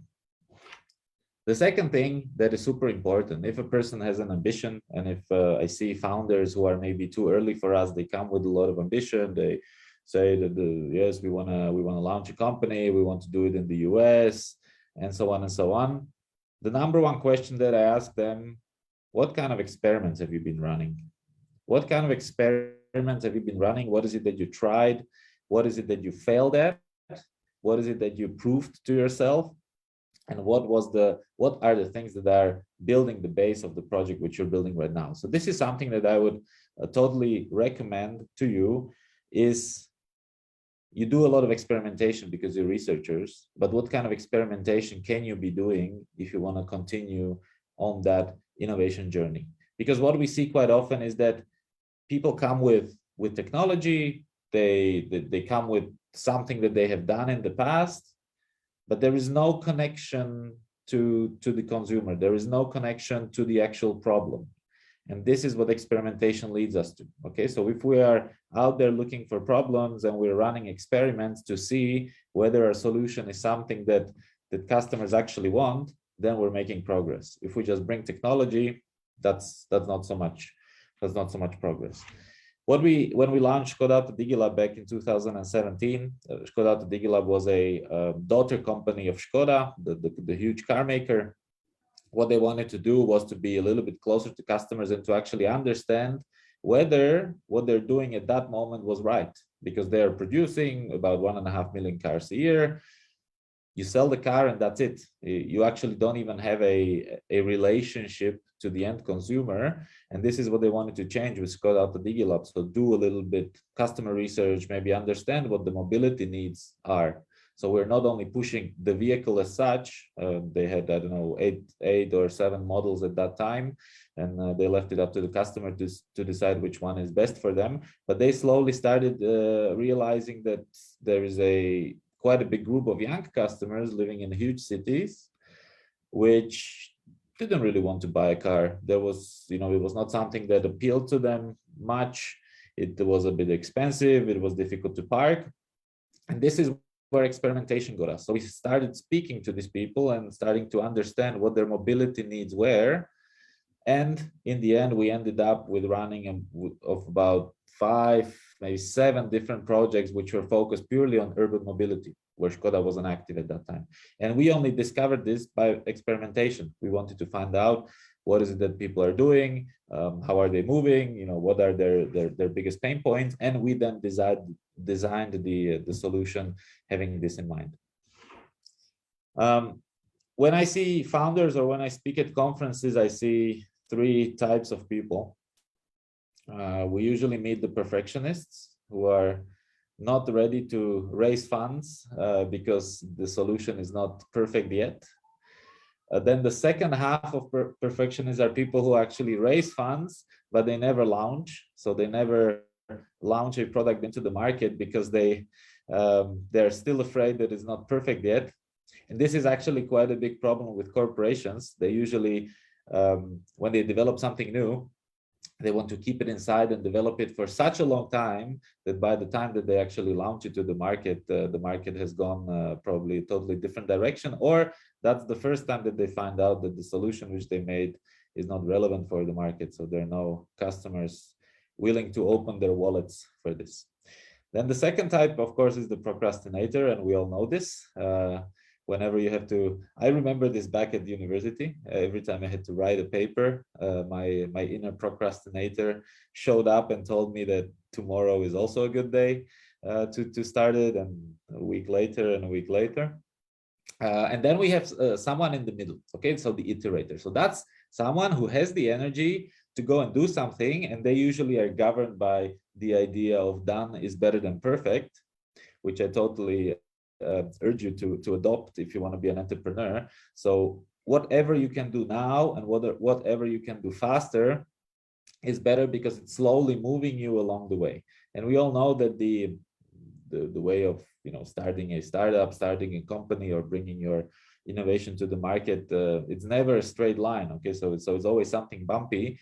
The question is whether you can keep the momentum or not, and whether you're actually able to start today and not leave it up to the mysterious future when everything will be perfect and you will have time. Another thing that I want to talk about a little bit is whether to start a startup, because there is a lot of discussions at the venture capital conferences about what is a startup, what is scalable, what is not scalable, what you should be doing, what you shouldn't be doing. And entrepreneurship is interesting from the point of view is that you don't really have to start a startup in order to be successful, in order to have technology that you want to sell. So it comes back to the ambition. Do you actually want to be running a company? Do you actually want to be running a company that has to be sold at some point? Or are you just excited about the discovery which you have done and you want to commercialize it and maybe sell it to a company which will then bring it to the market and use it? So I always say it's more important to actually start than to think about starting a startup, not everything is a startup, and maybe you don't have that type, you're not excited for to run a startup, because running startup is something, it's like a sprint, but you do it continuously. Okay, so it's like a sprint and a marathon tied together. And when I look at our portfolio companies, they're either sprinting to get an investment, then they get the investment, then they're sprinting to meet the KPI so they can raise for another investment. And if they're not meeting the KPIs, then they're sprinting for a bridge round, they're sprinting to their investors to discuss and to see what happens. And this is like high adrenaline, something which you can do for a few years with that hope of selling the company at some point. But maybe this is not the direction that you want to go into. Okay, there are other ways of commercializing whatever technology you have, or whatever discovery you have. You can, join a startup. You can discuss with other big companies and then selling it to them. So starting a startup is not the only thing that you have to do. It's an option, but what is more important is to actually start, whether you have that feeling. What makes me most angry when we get pitch decks, and at Zaka we usually look at about 700 different pitch decks a year. Out of those 700, we invest into 10, 15, maybe this year we will do 20 investments. Okay, so you can imagine that the funnel is actually pretty it's super narrow at the bottom. And what pisses me off the most is whenever I get a pitch deck stating how great of a technology they have, but they're unable to explain who needs this. So we always direct them into, guys, start looking at problems first and not at solutions first. And this is what I see quite often in tech, but I also see it in corporations quite often with Cube, is that companies are sometimes doing technology for the sake of technology, and they're not doing it because there is a problem that they need to solve with this type of technology. So whenever you approach an investor and you start pitching them this great discovery and this great technology which you have, that's fine. They will probably pat your back and they'll say, great job, but now tell me who needs this. And this is something that you have to be able to explain right away on the third slide or on the fourth slide. You have to say, this is the problem which I found in the world. This is my unique solution which I have to this problem, and how big is this problem which I found? Because there are many problems in the world, but most of them are not worth solving because they're too small. And whenever you want to be a startup, you have to look for problems which are huge. So the market is huge. And your solution has to be, in Silicon Valley, they say 10 times better than the current solutions. Maybe 5 times will do in Europe as well. Okay, it depends how big you want to go and whether you want to scale it within your region, whether you want to scale it within Europe, or you want to take it somewhere, you want to conquer the whole globe. So search for problems and not don't bring solutions to problems which aren't existing. Once you find problems, then you have to focus. Okay, so this is the basic logic of design thinking, which in the corporate world and the startup world is used very often, that at first you expose yourself to a lot of problems. You go discovering, speaking to people, speaking to customers, learning about what is it that they go through when they do certain action. You collect a lot of data, and then you have to choose what is important, because this is something that the investors will be asking you. Why is this an actual problem, and how big is this problem? Once you select that problem, then you have to be laser focused on that group of people who have the problem and solve it for them. An answer which I usually get when I ask, who is your customer? Many startups tell me everyone. That just doesn't happen. Not everyone is your customer, and especially not at the beginning. At the beginning, you are out there looking for those early adopters, those people who experience the problem the most, people who get angry about the problem, people who are willing to pay extra to avoid the problem. Those are usually types and groups of people who will be your first customers, and those are definitely the ones which you should approach first once your solution is ready. Maybe if some of you have been studying design thinking, some of you have, some of you haven't, maybe it's also worth Googling it if you haven't. there is always a discussion about, whom should I be asking when I'm doing research and when I'm looking for problems. And we always say that at the beginning, you should always look for those extreme personas. So let's imagine that you're researching the experience of boarding a plane. Well, who should I speak to? Should I speak to the average customer, the average person who flies once or twice a year, or should I speak to someone who is a frequent flyer, has flown with different airlines, different groups? That's one extreme persona. And then a second extreme persona is someone who is flying for the first time. Because when you have beginner's eyes, you're open, you're looking at those tiny little differences, and you notice things which the average person doesn't really have a chance to see. And usually when you get insights from these extreme personas, then you can take those insights, take those problems, and solve the whole thing also for the general population. As I was saying, if you are not familiar with design thinking, it's something we could talk about for another 16.5 hours, but it's also pretty simple of a concept for you to grasp. So feel free to research that later. What should be the strategy when you decide that you have the ambition, you found a problem, you found a solution, perhaps? What happens then? Should I go and raise money right away? Should I prove something at the beginning? It's nicely illustrated by this graph.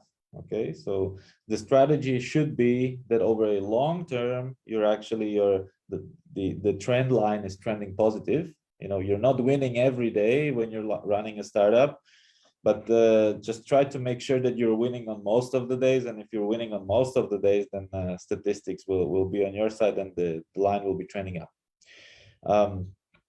When companies approach us, we say that we are pre-seed, but of course we're not able to launch, we're not able to fund an idea. So there is something which you have at the beginning, which you need to have at the beginning. So at the beginning, you need to prove to us, as I said, that the market is big, that the problem is big. We can count, we can find some statistics that yes, the market is 1 billion or the global market is 10 billion or whatever, that is trending upward somehow. But what we would also like to see is some initial traction. And this is where I would mention what also Lisa was saying, that you need to have some kind of a minimal viable product which proves that someone is actually willing to use it, someone is willing to open a wallet, someone is on top of that idea, they like the idea, or they like the vision of what that idea might be one day. And this is something that you need to show us. Okay, so let's say for startups which are focused on business to consumer, we would be super happy with seeing some signups. We would be super happy with seeing maybe some people who are on a closed beta list that will test the solution at some point once it's out. With B2B companies, we are super happy if we see maybe letter of intents, maybe some initial demos, maybe a payment for some initial testing, maybe doing like a proof of concept together. So there needs to be some traction, and whenever you're raising money, you should have already shown your solution or the vision of your solution to some people, and they should have expressed, ideally by opening their wallets, their interest. And this is something that is let's say, a door opener to a venture capital fund, and them starting to think whether to fund it or not. And then you kind of have to prove, ideally creatively, that what is it that you're going to do with the money will lead you somewhere further. Okay, so you have tested something now, you have shown your minimal viable product to a bunch of customers, this is the response. And now I would like to see what is the plan that is going to make sure that the trend line is trending up over a long term. So what are the hypotheses that you need to test? What are the experiments that you want to run? And what does it mean once these experiments validate or they don't validate? So what does that mean for the company? Which of them are risky? Which of them are not risky? And which of them are gonna take me whenever they need to go? Another important thing is that sometimes I see founders which are very static in their thinking. So they approach us and they tell us, this is the technology, it's amazing, and that's it. It's like they think that they have come to the end of the road and this is where the road ends, and now we're all successful, and now we'll make those millions of euros, and we'll sell it to a huge company. Usually not the case, or I haven't seen one which worked this way. So what happens is that it all goes in iterations. Okay, so I have my MVP, maybe my technical readiness levels, somewhere at the beginning, and now I have to run through a lot of iterations to get somewhere. And we usually say start small and find a group of people who experience the problem which you're solving the most, because those will be probably the ones which are most willing to try it. They will be your ambassadors at the beginning if you solve the problem well for them, and then you can iterate, start adding features, and then you kind of expand the product offering to a wider group. Because those perfectionists, they always keep on adding features. They don't want to launch, they don't want to go to the market, show the solution, but they just want to keep on adding features, making it better, and so on and so on. So you need to have the right balance. Some people say that working in a startup and having a startup is easy, quick, and low effort. It's not. Don't fall for this trap. As I said, it's usually it's a sprint which you do every day, and it takes quite a long time. And actually, on average, it takes 9 years from a pre-seed startup to an exit. So, are you willing to work for this 9 years? Are you willing to maybe move to a different country? Some of the investors, they will require you to move the company to the US if it should be sold in the US at some point. So are you willing to do this, or are you not willing to do this, right? So this is a thing you have to answer for yourself. And when I would look at an example, we have a company in our portfolio which is now raising their third round. And for them, it's nor easy, nor quick, and nor low effort. On average, it takes about 6 months to get an investment from a VC. And usually you get that investment for about a year or a year and a half. So that means that every year and a half, you will be spending 6 months getting money. So speaking to investors, and it's not like 5 or 10, it's actually tens of investors, different ones. And in every single round, it's different type of investors. And then let's say that you have gone through the pitches, through the negotiation, and now you're 4 months down the line, you sign the term sheet, the investors are preparing the documentation. And an actual case from our portfolio, right now they're going through the due diligence process, and now the investor wants more information, they want more projections, they want customer reviews and whatever. And now the whole process is becoming longer, more difficult, more effort. They're not able to focus on their core business, and this is these are the things that you can meet on the fundraising and startup journey. So, but on the other hand, we can argue that there are unicorns, there are huge companies being sold at some point, right? We know that you have to go through those iterations, and we usually say that the better stuff is waiting for you later. And this is what we always say to our companies, especially when they are in the process of fundraising, which is taking long time. It's very high effort. Better things are waiting for them later on. They just have to hustle through it, and if they do hustle through it, then good things are waiting. Final thing that I want to say, you will never be able to do it alone. And in the startup world, we always say at the beginning that you need to have the hacker, the hipster, and the hustler. Okay, so if you are super specialized in a certain technology, try to look for someone who is maybe good at marketing, good at design, because that will be a very nice addition to the team. And then maybe try to look for someone who is a techie, someone who is a coder, or maybe someone who is a salesperson. So try to audit the skills which you have, and what is it that you like doing and what you don't like doing, and then try to choose those other two people. We usually, or actually we never invest into startups which are founded by one person.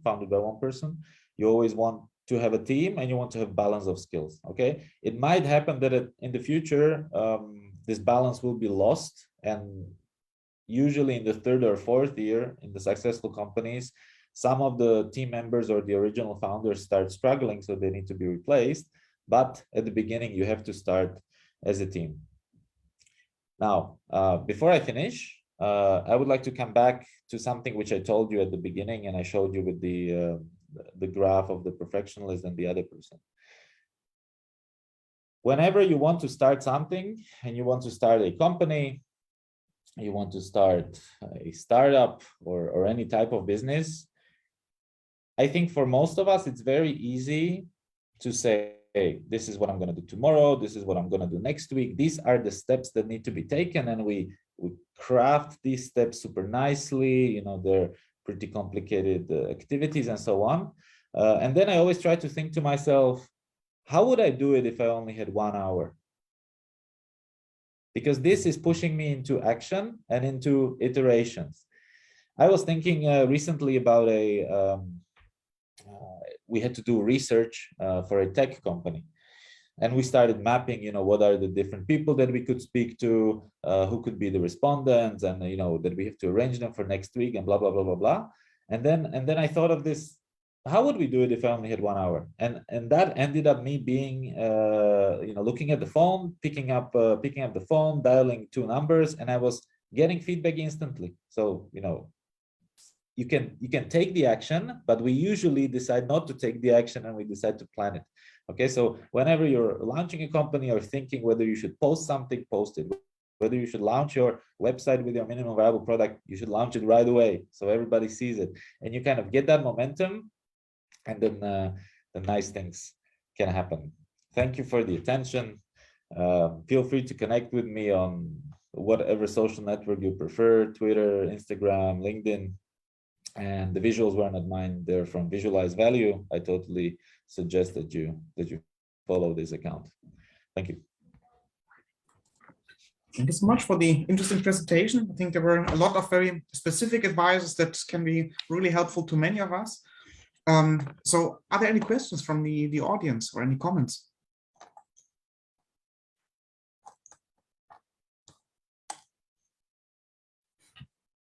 Sorry, I would just like to ask to stop sharing the screen so we'll see each other nicely, and our colleagues on Facebook could also see all of us. I also would like to thank you for this great presentation. It totally gives different perspective about startup. As you say, no, it's better to start than just to think about starting a startup, and many other ideas that Sebastian also said. Thank you. And I think we have questions, Sebastian. What do you think? Lisa has her hand up, so. I do, but if anybody else has got their hand up, then probably they are more entitled than I am to be asking questions. Does anybody else?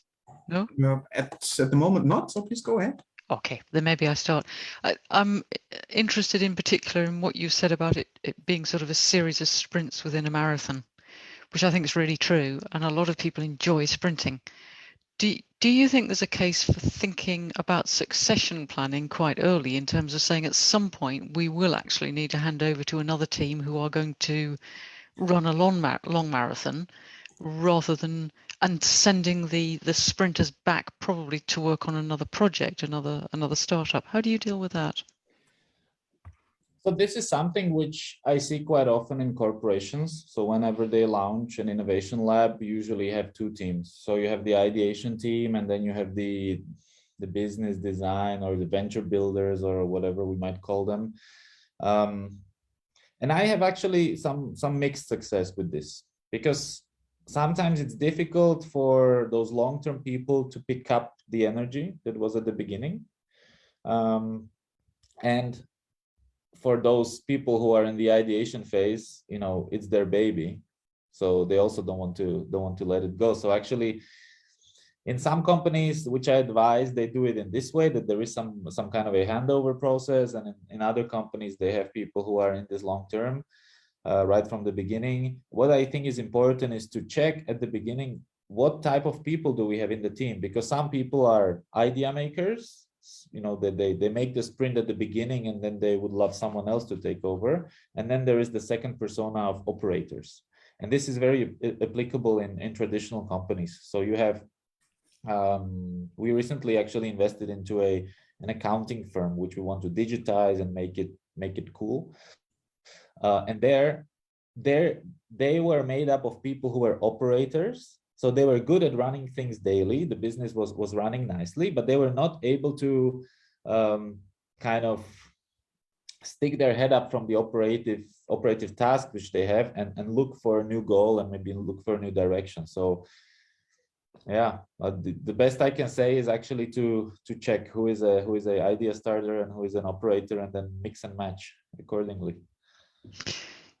Perhaps the comment that I can make on that one too is I came through a 3-year sprint. We came through a trade sale. We were bought by a large corporation, and I was then bored out of my mind in the new environment. And I think what I felt individually was a huge sense of failure. We had achieved everything that we'd hoped, and I was so miserable, it just wasn't working.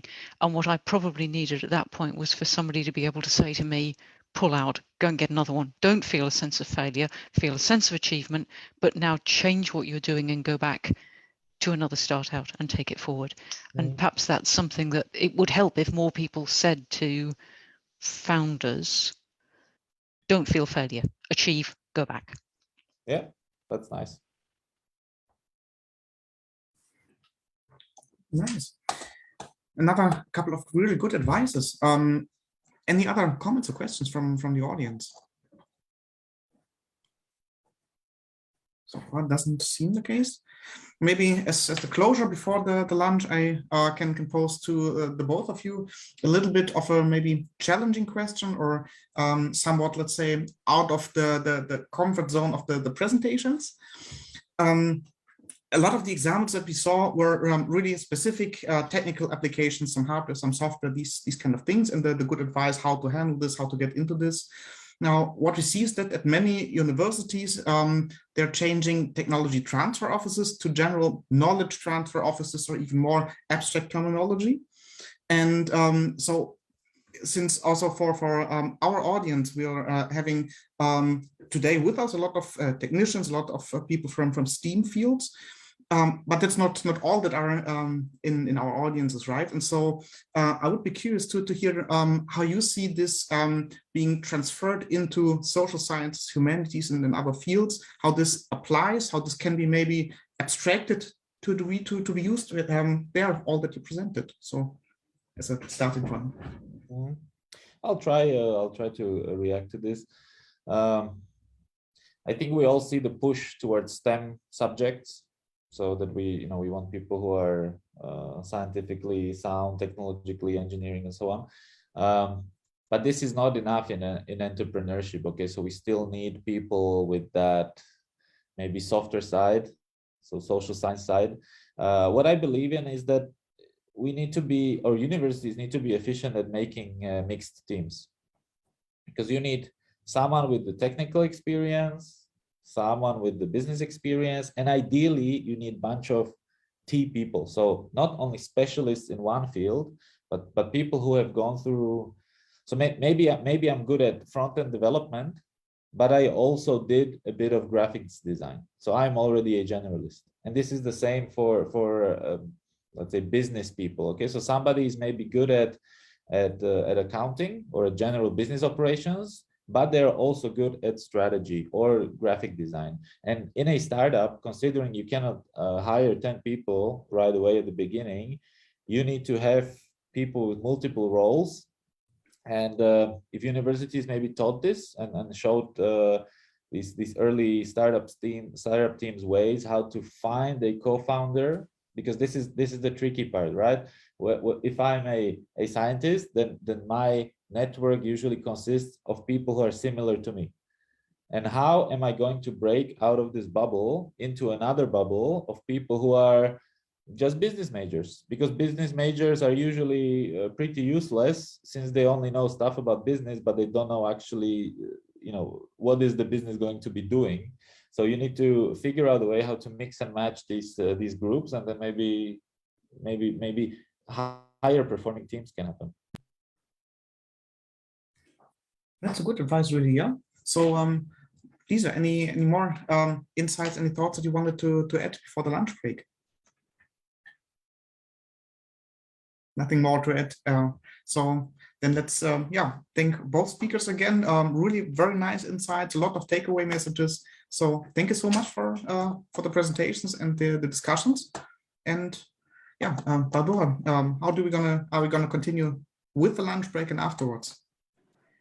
Thank you, Sebastian, and thank you, speakers. It was really nice session, and yes, we are just a little bit out of time, and now we're supposed to have a little lunch break, but we will continue similar topic, which will be about sales and commercialization.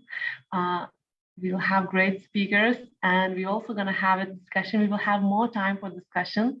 And again, what I have noticed during this presentation and every other presentation that we had already this day and yesterday, that all these 7 subjects that we cover in this conference are entangled.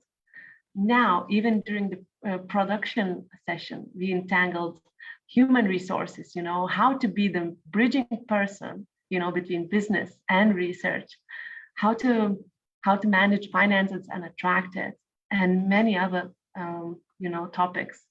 So I don't know, let's have a lunch break now, get some questions for our speakers about production and sales that we will continue in our last session. And we will see each other in 1 hour at 4:30, sorry, Central Europe time. So have a nice break and see you soon.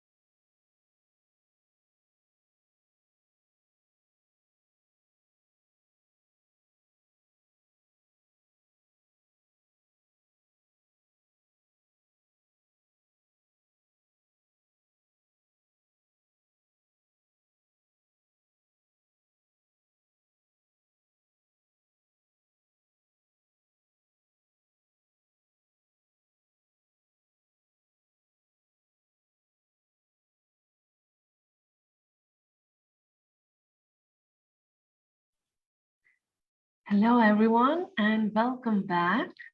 We still have 1 or 2 minutes before our session begins.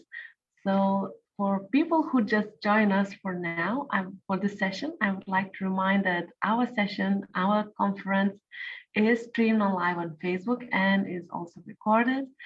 Anyone who has questions, you're welcome to write in our chat and we will forward it to our moderator, or if we will have enough time, you will be able to ask the questions yourself. So today, in our last session of Eurodoc 2022 conference, we will have the last part, which is sales, number 7, making an impact.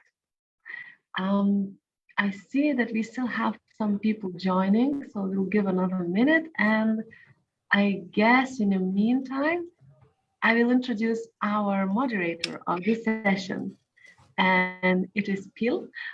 She's a doctoral candidate in theoretical physics at Stockholm University in Sweden.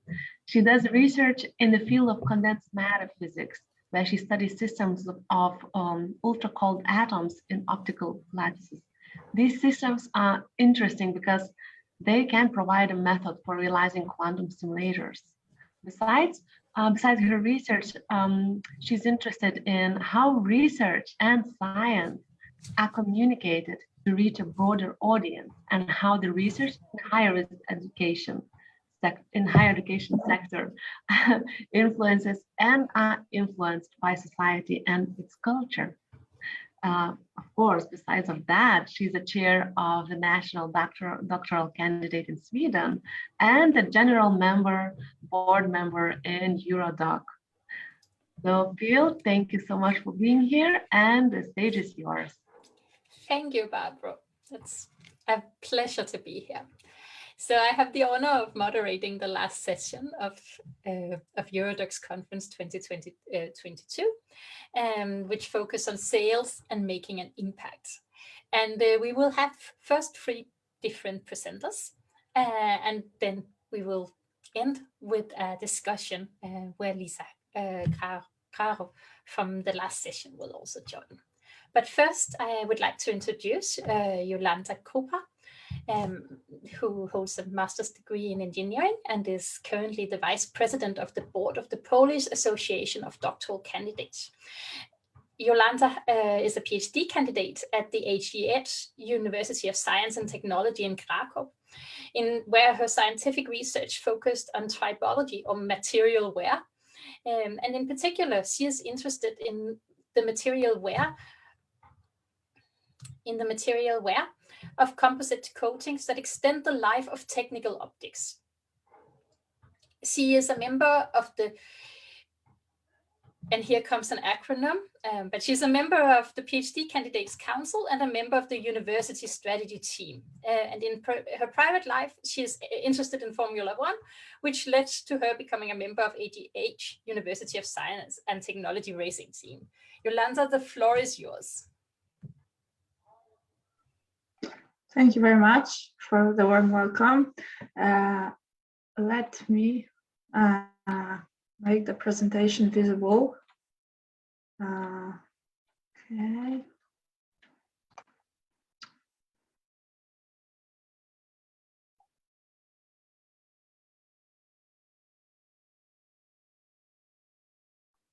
Jolanta, do you need any assistance?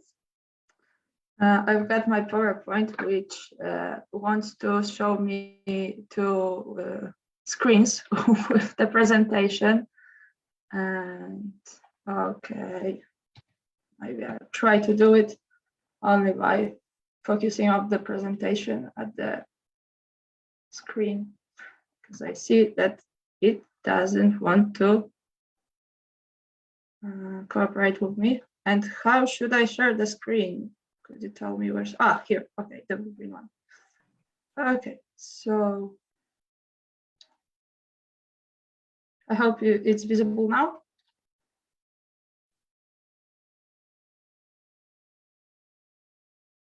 Is the presentation visible? Yes, we can see it. Right, I'll try to like it. And now it's on full screen? Yes, it is. Great. Okay. So once again, hello everyone. Today I'll tell something about sales from things I know, things I would like to share with you. So the first thing from my side is that the researcher must share their knowledge, their achievements. We're doing it by some conferences, by articles, but still, why not sharing our knowledge by selling these ideas, these things we are working on.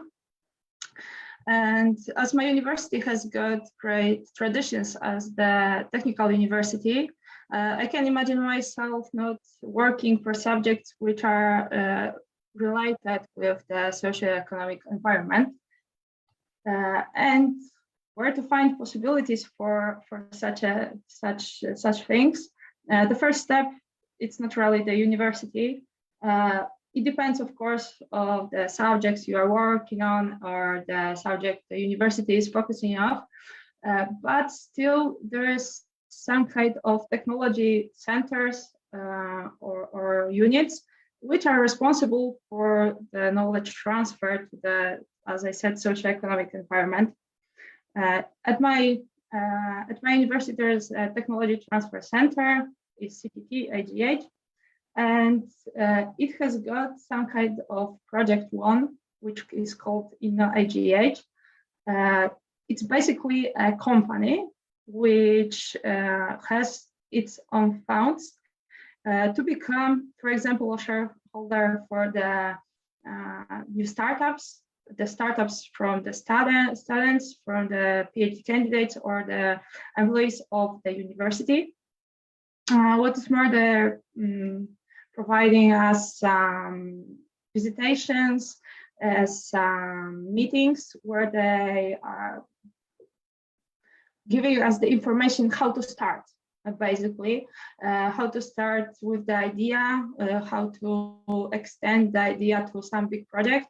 And they're really open and they really want to let them know about any sometimes even stupid ideas, because they want to know at the beginning of the project what's going on, because they are more helpful, as they say, if they know if they are from us from the beginning, because they can give us some advices, propose some path of enrolling the project, and find some other fundings, not only the one which comes from university. The other one is the patent offices. We've got the patent office in our university, and it's another thing that can help us to sell our project and to patent our projects, because they help finding some similar projects or some similar things of people who have done things like us, and do not develop something which is already done. So it's great to have that opportunity to just discuss the project, the thing, the invention sometimes, with the people who knows how to look for similar things.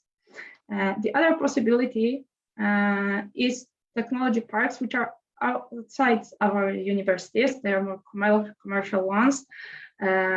This one is from Krakow.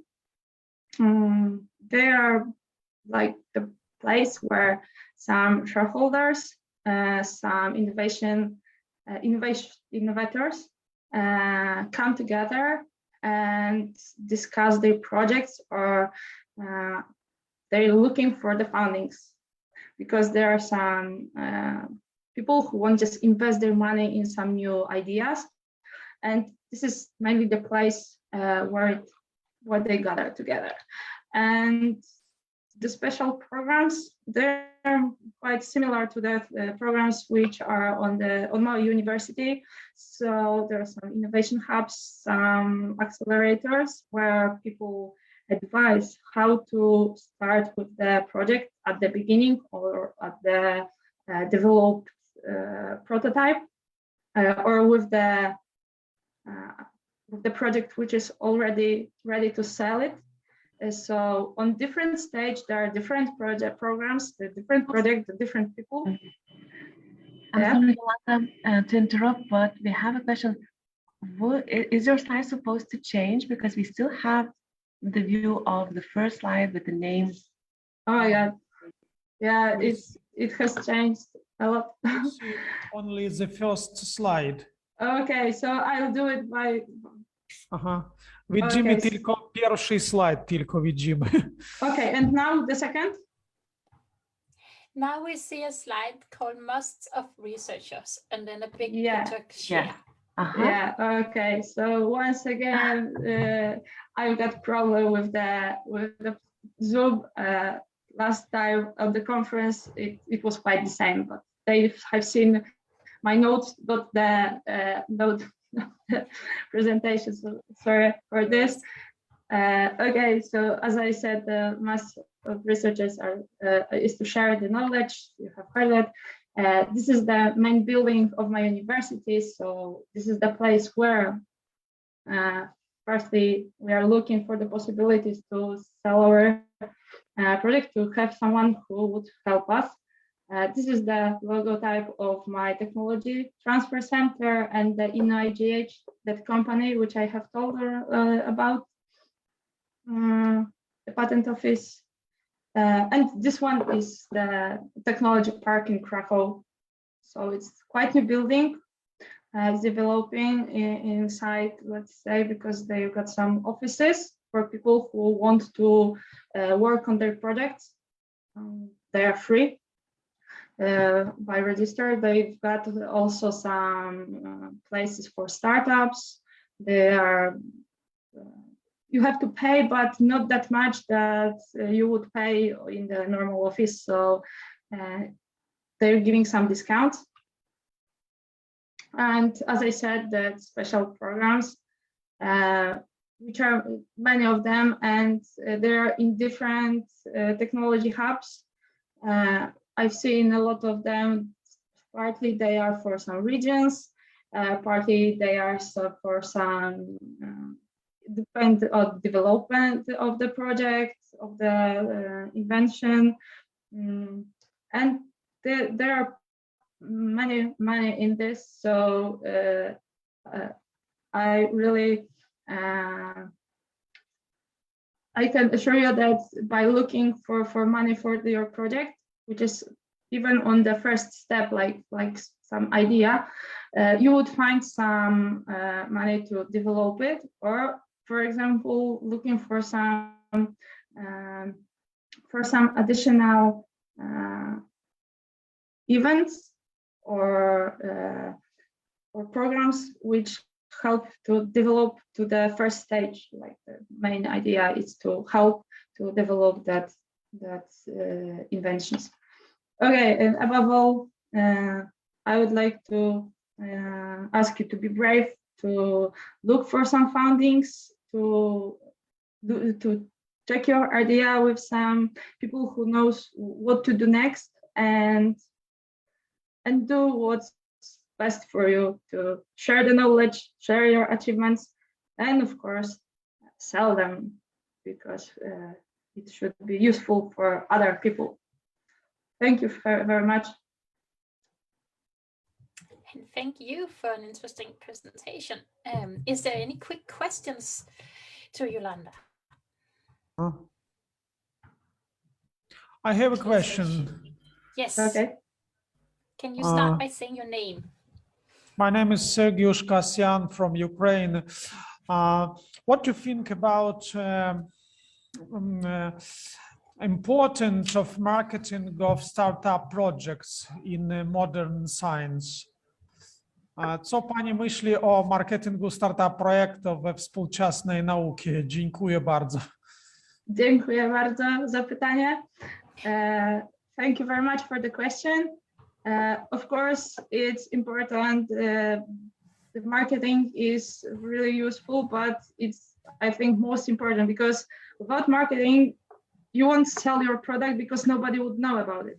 You can just advertise it, I don't know, on a university, but without for example, LinkedIn profile or Facebook profile, when you are not so developed to have your own website, it's impossible to sell your products and to sell yourself as a person who is responsible for that product. Thank you.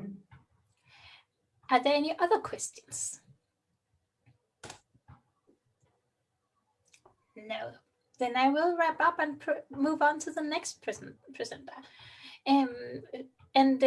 Second, we have Diana Klipone, and I apologize if the pronunciation is off, who is a leader, a coach, a developer, and a senior executive in a leading multinational organizations and local projects. Diane is a dynamic international executive with a comprehensive experience as a senior executive in leading multinational organizations and local projects across a wide range of different industries and markets. Management professionals with history of significant profit, volume, and market position achievements in business and in public sector. After 5 years leading as a leader of Enterprise Lithuania, the national agency promoting entrepreneurship, export, and startups in Lithuania, Diana decided to synergize her knowledge and experience in business management and in policy-making area, and is now concentrating on her research area, studying the mechanism of startups' impacts on the regional economies. Diana, the floor is yours. Thank you, Bill. Very nice to see you all, and thank you for this invitation to this conference. And what I understood, I was supposed not to make a presentation, but to participate at the discussion. Is that right? Yeah, but I can make my thoughts. I can make a short presentation on my views if it's okay with you. It is okay. It is okay if you would like to give a short presentation on your views, and then we will go to the next presenter, and then we will finally finalize the whole session with a discussion between all the presenters. Yes, great. And Lisa from the last session. And thank you, Jolanta, for interesting presentation. When I was running Enterprise Lithuania, the agency responsible for export and entrepreneurship promotion and startups promotion, we were really studying experiences in different countries, and we were visiting also the Polish innovation infrastructure. It was very interesting for us. So my views on this commercialization of science, I would call it as commercialization of science. It will be more from this more global perspective, from the country perspective, and also I can make some insights into this more personal level, research level. And basically any result of science, it is possible to commercialize. And there are 3 different commercialization options mainly. It's first of all, you can license your invention. Second of all, you can manufacture or sell the product by yourself if you will decide to found a startup, and there are a lot of startup supporting activities in all the countries. Startups are not just a funny fuzzy word, a fashion word, but also a very nice. I believe that the startups are making a big impact into our economy. Even though if there is an opinion that, oh, why you focus on startups, 90% of them are bankrupting. But we are forgetting knowledge, and we are forgetting spillover effects. We are forgetting learning, which is very important. Also, the third option to commercialize your research is to have teams, to work in the teams, and we've seen a very nice example from the presentation just before a lunch break, where the teams, the need of the teams were taken on a big focus. And so there are commercialization options. But of course, for the successful startup community, and especially startups in the areas of the deep technologies, because all the countries are fighting you know, for this value in the economy. And all of us, we are looking for this kind of disruptive innovations, the innovations based on science results. And for this kind of innovations and for this kind of innovation commercialization, there is a very important external factors. And the external factors such as a capacity of productivity of the science on a country level in general, which could be measured by the number of publications and patents in a certain area. And my suggestion was always for the policy makers in Lithuania, for example, that we have to select some focus area where we are strong and not to try to be everywhere, you know, because it depends also on our resources. The second very important like driving force or external factor is the industry collaboration. And in Lithuania, we have a problem of science institutions collaboration with the industry, but basically the biggest, how to say, the biggest probability that your idea or your research results will be commercialized if you will have a very good collaboration with industry and if the demand for the innovation will come from the industry. It doesn't matter from local companies or it could be like international companies. So this industry collaboration on local country level or international level is also very, very important for the research institutions, of course. And what else I can mention? Yes, that Yolanda just showed us how many different players are in the ecosystem of innovation. I would call it the ecosystem at different support institutions. And the support from these intermediary institutions for, first of all, for entrepreneurial activities, it's very, very important. What you can get as a researcher from this kind of support institutions. Of course, you can get some opportunities for networking, for example, to connect with the industry. You can get finances, which is very important, especially for deep tech innovations. Usually the amount of capital or investments, it's significantly high. You can get also very important support as a legal advisor. For example, if you are planning to license your invention, you know, with high quality legal advisory to protect your IP, it's extremely important. I mentioned the capital and the amount of the capital and particularly of the risk capital able to invest into the innovation and especially into the innovation in deep tech areas or disruptive technologies is very, very important. And here we do not have in Europe such a good experience like in US, for example. In US, we say that they have a deep pockets where a lot of venture capital, a lot of money ready to invest in this kind of the innovations. And this makes a difference. I mentioned also a knowledge spillover effect. And it is also this knowledge spillover should be facilitated by, I would say, this support organizations of the innovation ecosystem, because we can say that entrepreneurship serves also as a channel of knowledge spillover in the research commercialization process. And more knowledge will generate more entrepreneurial opportunity.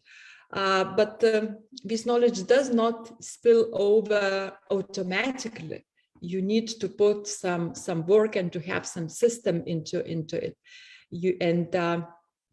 And this is why some kind of entrepreneurial activities are needed to transfer the knowledge into the economically useful concepts, which is probably the goal of most of countries, institutions, and ecosystems.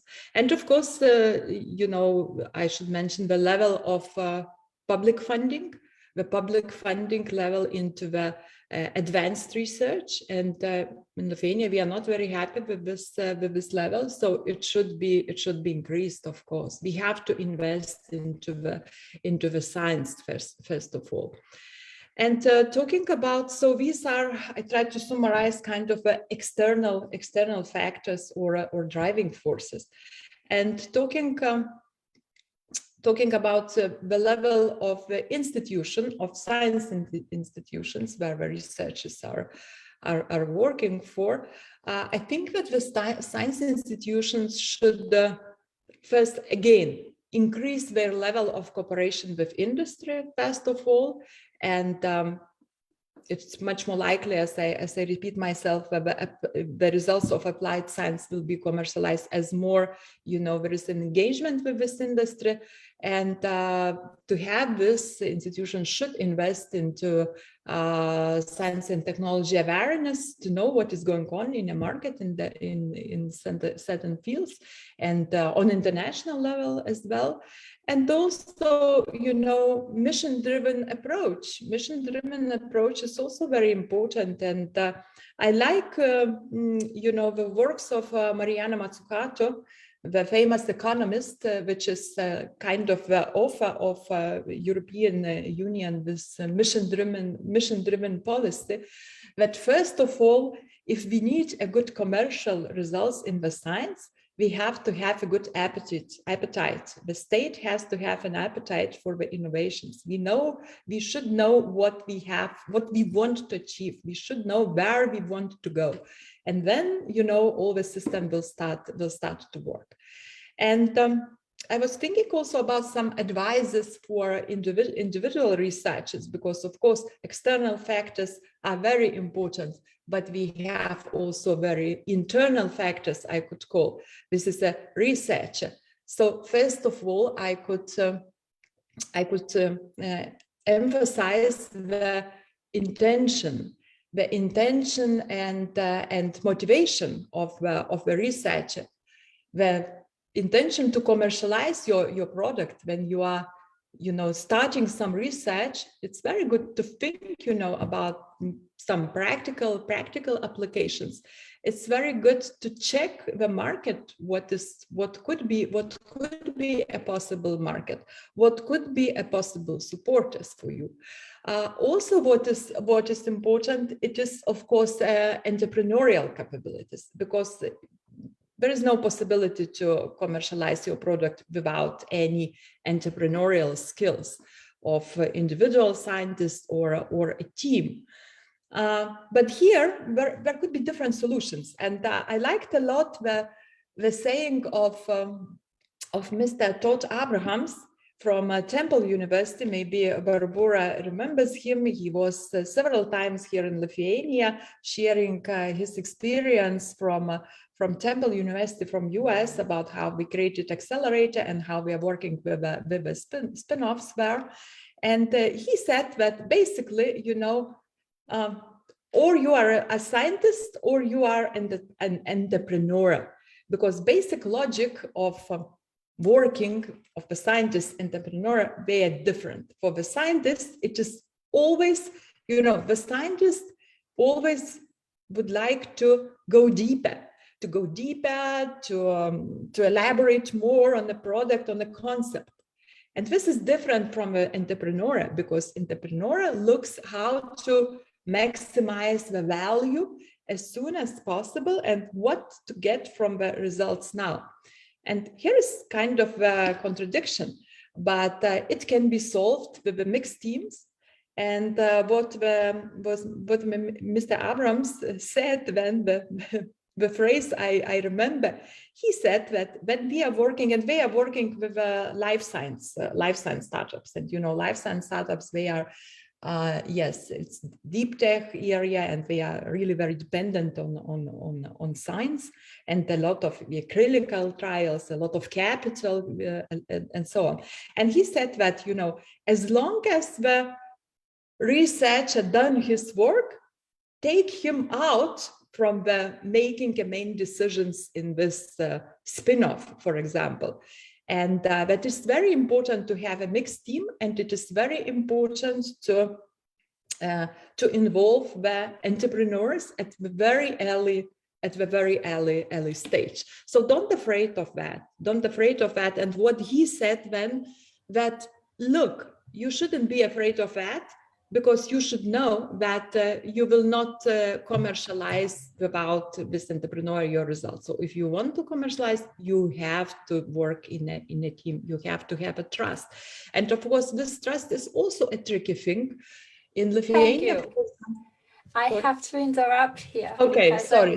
No, it's very interesting, and I think we are all very much enthralled with it, and I hope we have time to come back to it. But I'm being told that our next speaker is on a bit of a schedule, so I will pause you here, Diana, and don't be afraid, and then we will move on to Professor Epsner Amler. And again, I apologize for my awful pronunciation. He is a professor in medical biophysics at the Charles University in Prague, Czech Republic, and will give a presentation on functional nanofibers from basic research to hospitals, which I suspect is a concrete, specific example on how to actually commercialize your research. His research interest includes both basic research and accelerated technology transfer, focused mainly on the development of nanofiber-based structures, which are systems based on functional nanofibers that are biodegradable nanocapsules. The functional nanofibers are mainly involved in early stage disease detection and active nanofiber protection against viral and bacterial infection, including SARS-CoV. And I think I stop there and hand over. The floor is yours, Professor Amler. Okay, thank you very much. Thank you for the introduction and interesting lectures. And I hope you will see my screen now. Do you? Yes, we see your screen. The whole, and now, yes, now you are in presentation mode. Okay, so thank you very much. And I will try to stick on my time. And first of all, I will go through some interests which my group is for many years making the experiment, trying to reach the goals in 2 or 3 topics, and I will try to summarize them at the very beginning. First, I would like to introduce you what actually is our main topic. This is actually not tissue engineering, but regenerative medicine. And I would like in a few seconds explain what is the difference according to my opinion. And the first is classical tissue engineering, which needs some tissue which is explanted from, collected from the patient, and then in vitro, in laboratory, modified, cells are proliferating these number, and then maybe seeded in scaffolds and returned back to the patient as an implant. This is the classical way, which has plenty of disadvantages. The main one is that it's very costly and limited for broader application. And actually, much more feasible and simple is regenerative medicine in a way which we understand it. And this is to make a laboratory directly inside our own body, inside the patient.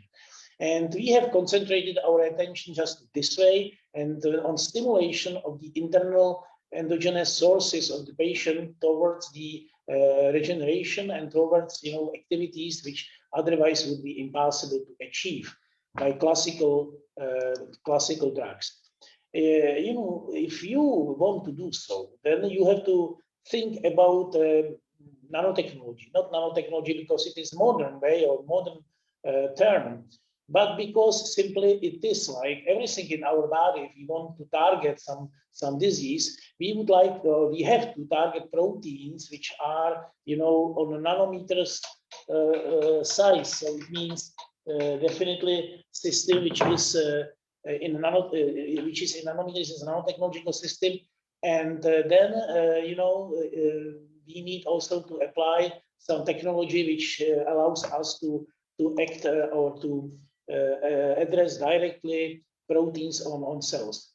If we think about extracellular matrix, because not cells, but the tissue is the most important point which we want to heal, then we see in the matrix collagen or other proteins which connect cells, and these fibers are of nanometers. Thickness of these fibers is in dozens of nanometers. So if we want to address directly this level, if we want to heal on a cellular scale, then we need to prepare some systems which are of nanometers, with nanometer thickness or thickness in nanometers, and these systems are clearly nanofibers. I don't want to go into details what nanofibers are, how we can prepare them, but for those who actually know nanofiber preparation, here is the classical scheme, which everybody who is involved knows. But the problem is that once we think about transfer towards the market, then we need to think at the very beginning also on small details which can stop your effort at the very large step. And in the case of nanofibers is preparation, bulk preparation of nanofibers.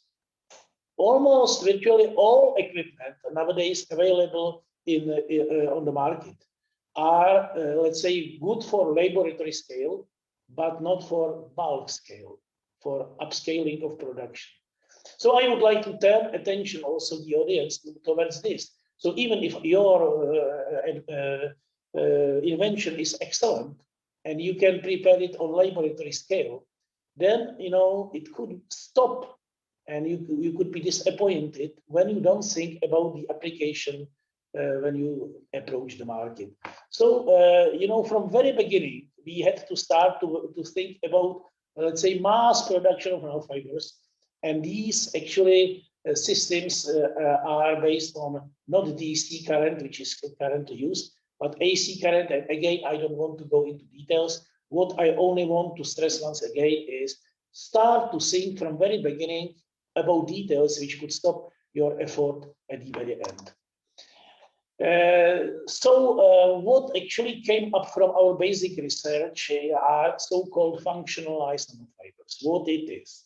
Nanofibers which have some special function, which is not only structure, but special function.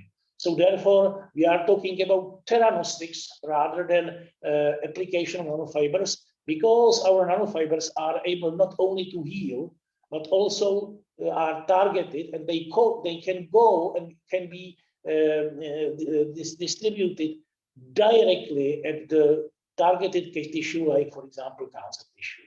Of course, it needs step by step, and our group actually starts at very basic science and goes, it is, like a bridge spent from the basic science up to application. And here are some products which are already either on or close to enter the market.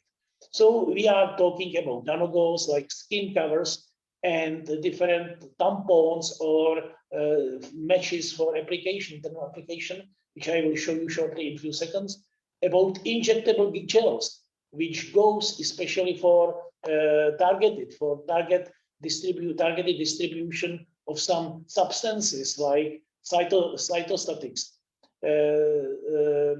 We have also something like cosmetics, like nail varnish, biosensors for drugs, allergens, and therefore also some small other topics, but these four are probably the most important ones.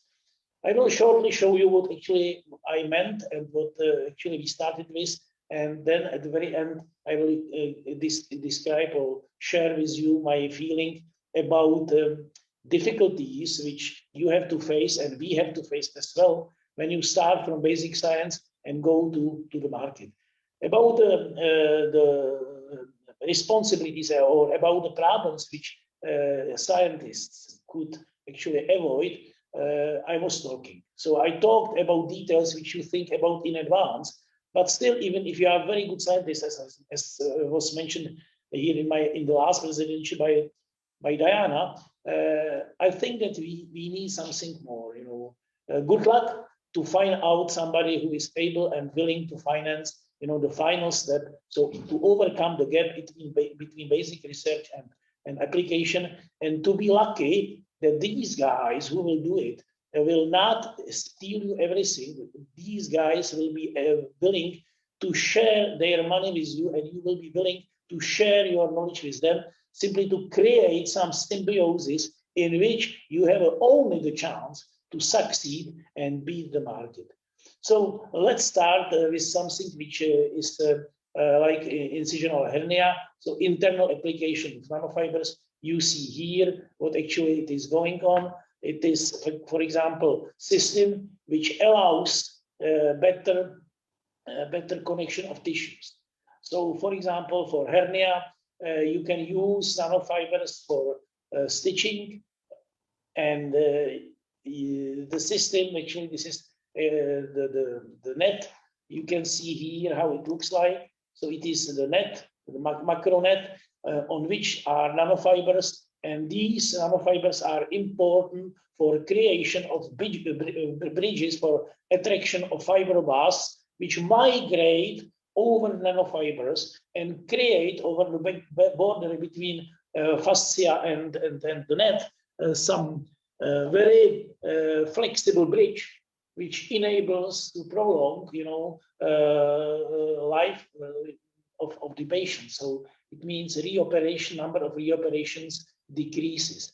So this is one point which we actually found out, and basic research was based on testing of these functionalized nets. And you see here that mechanical tests showed that tissue which was healed this way was so flexible and so soft, so strong, that even if you try to break it with some mechanical stress, never actually burst on the stitches, but outside, so in tissue, in native tissue.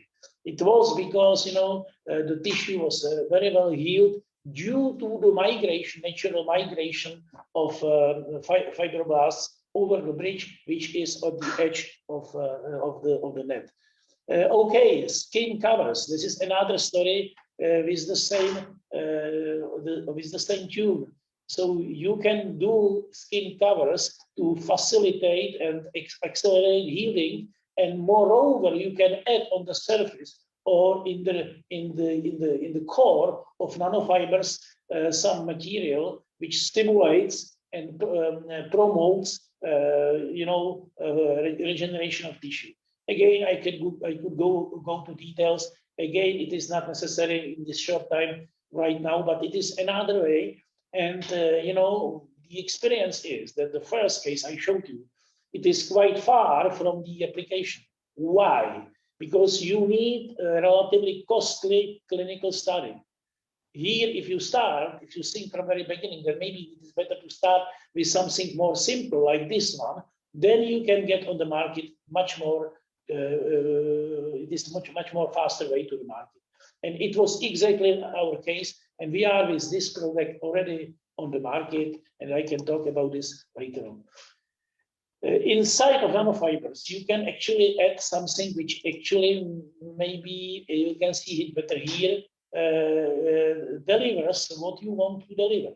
So, for example, here on the right-hand side, you see inside of nanofibers some drugs which are fluorescently labeled, and these drugs are released only when the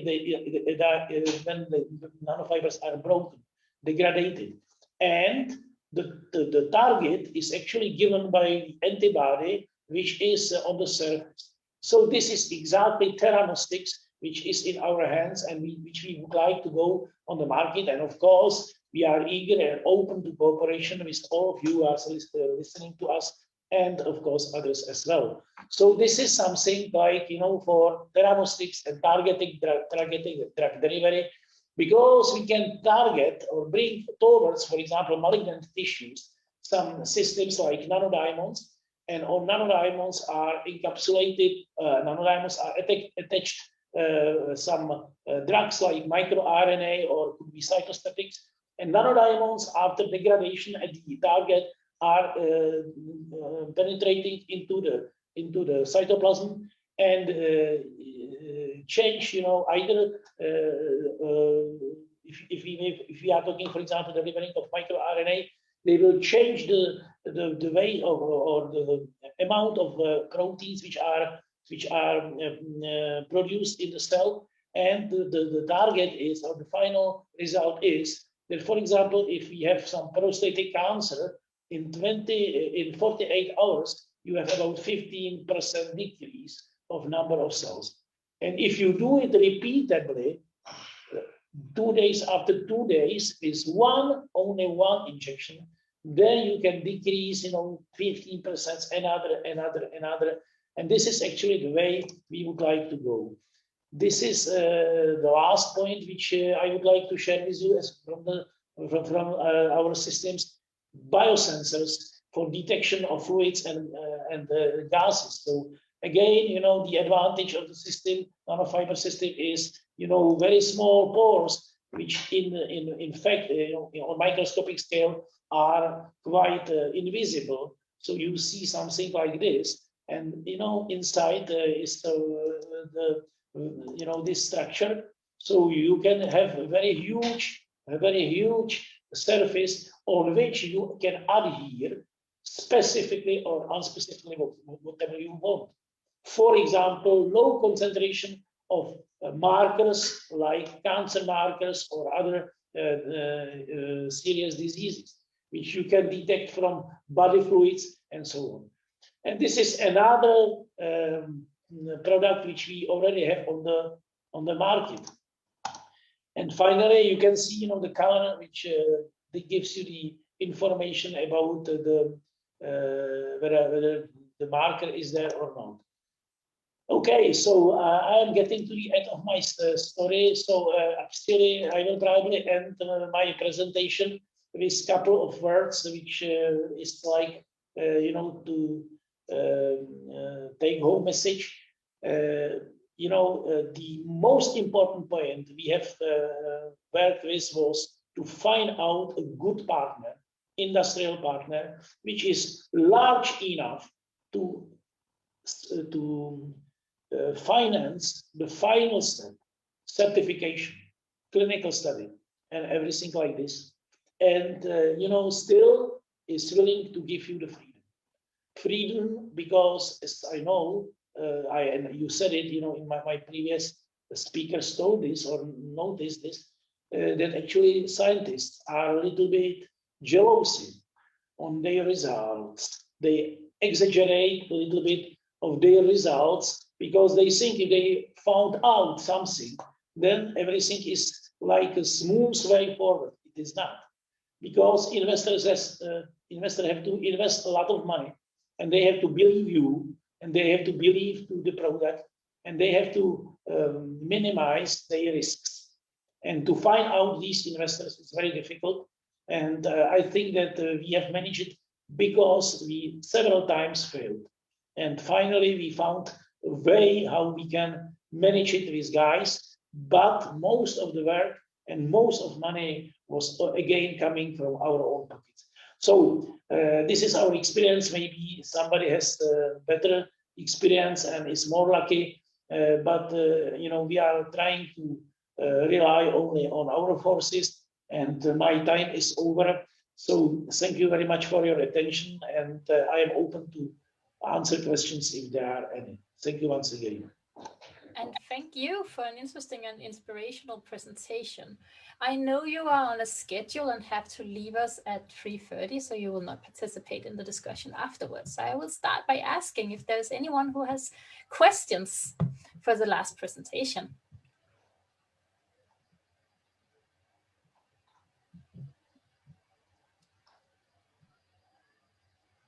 Okay, but then I guess I have one for you, because you mentioned to the Professor Amler. Yeah, I'm here. Yes, okay, just to make sure. I have one for you, because you mentioned in the end of your presentation that the most important thing is to find an industrial partner to team up with. And I am guessing, I can only speak on behalf of myself, that this is something many doctoral candidates and early careers researchers are terrified about, how to go and approach. So how does one approach this? I guess, we succeeded, according to my opinion, because we have a very good teamwork. Young people, young students and scientists they have the advantage that they have their own vision, they have their own ideas. Excellent. They have to have them. Otherwise, it is not possible. Because once you are more than 35, you will never get probably will not get any Nobel Prize or similar high prize, because simply you will be already involved in your way of thinking, and it's over.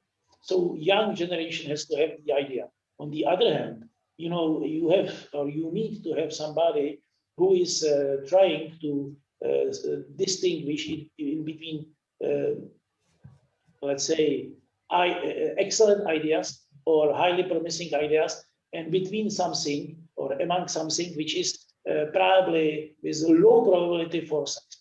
And this is the role of the, let's say, senior researchers. And we had the advantage that our group is composed from people who actually understand each other, who rely on each other, and this teamwork is a must. So I believe that this is the answer for your question. Thank you. And I'm wondering, is there anyone who in the meantime has come up with a question?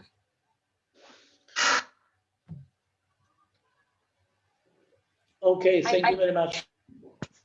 I have a question. I'm back.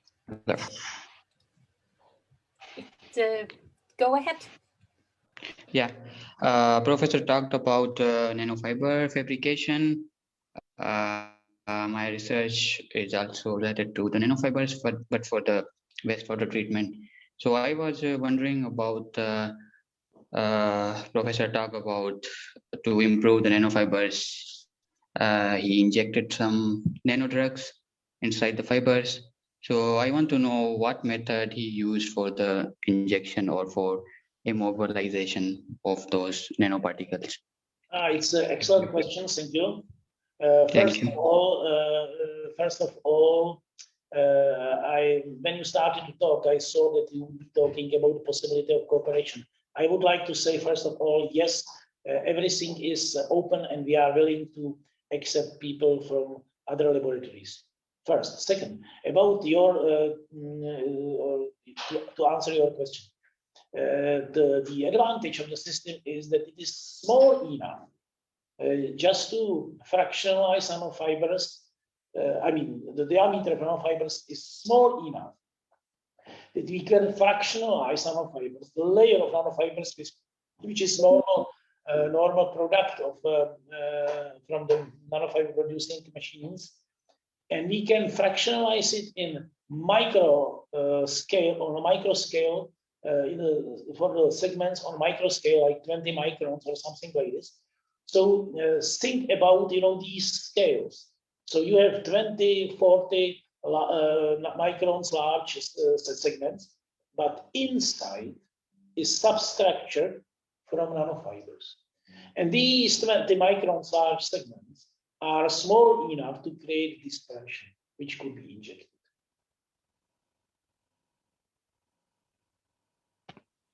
Thank you for the answer. But I was thinking about the method of injecting those nanoparticles. The method, like what method do you use? Just to mix with the blend, or during electrospinning you use some other technique? Perhaps I could jump in here. And if you would like to discuss more in details, the methodology, perhaps I could bring you together. And as Professor Andler mentioned, he's open for collaborations. And if you have any more questions related to specificity of this project that Professor explained, I bet you will have more, more to discuss in one-on-one. What do you think, Professor Amler? Yes, of course. Give permission to share information. Yeah, please, Barbara, give all of the people who are interested my email, and then actually I will be happy to answer it. That's great. I will do so. Okay. Is there any other final questions for Professor Amler before he has to leave? No, then I say thank you for your time and your presentation, and we will then move on to the final part of this session, which is a discussion between the two previous presentators and Lisa Corby, Dr. Lisa Corby from session 6.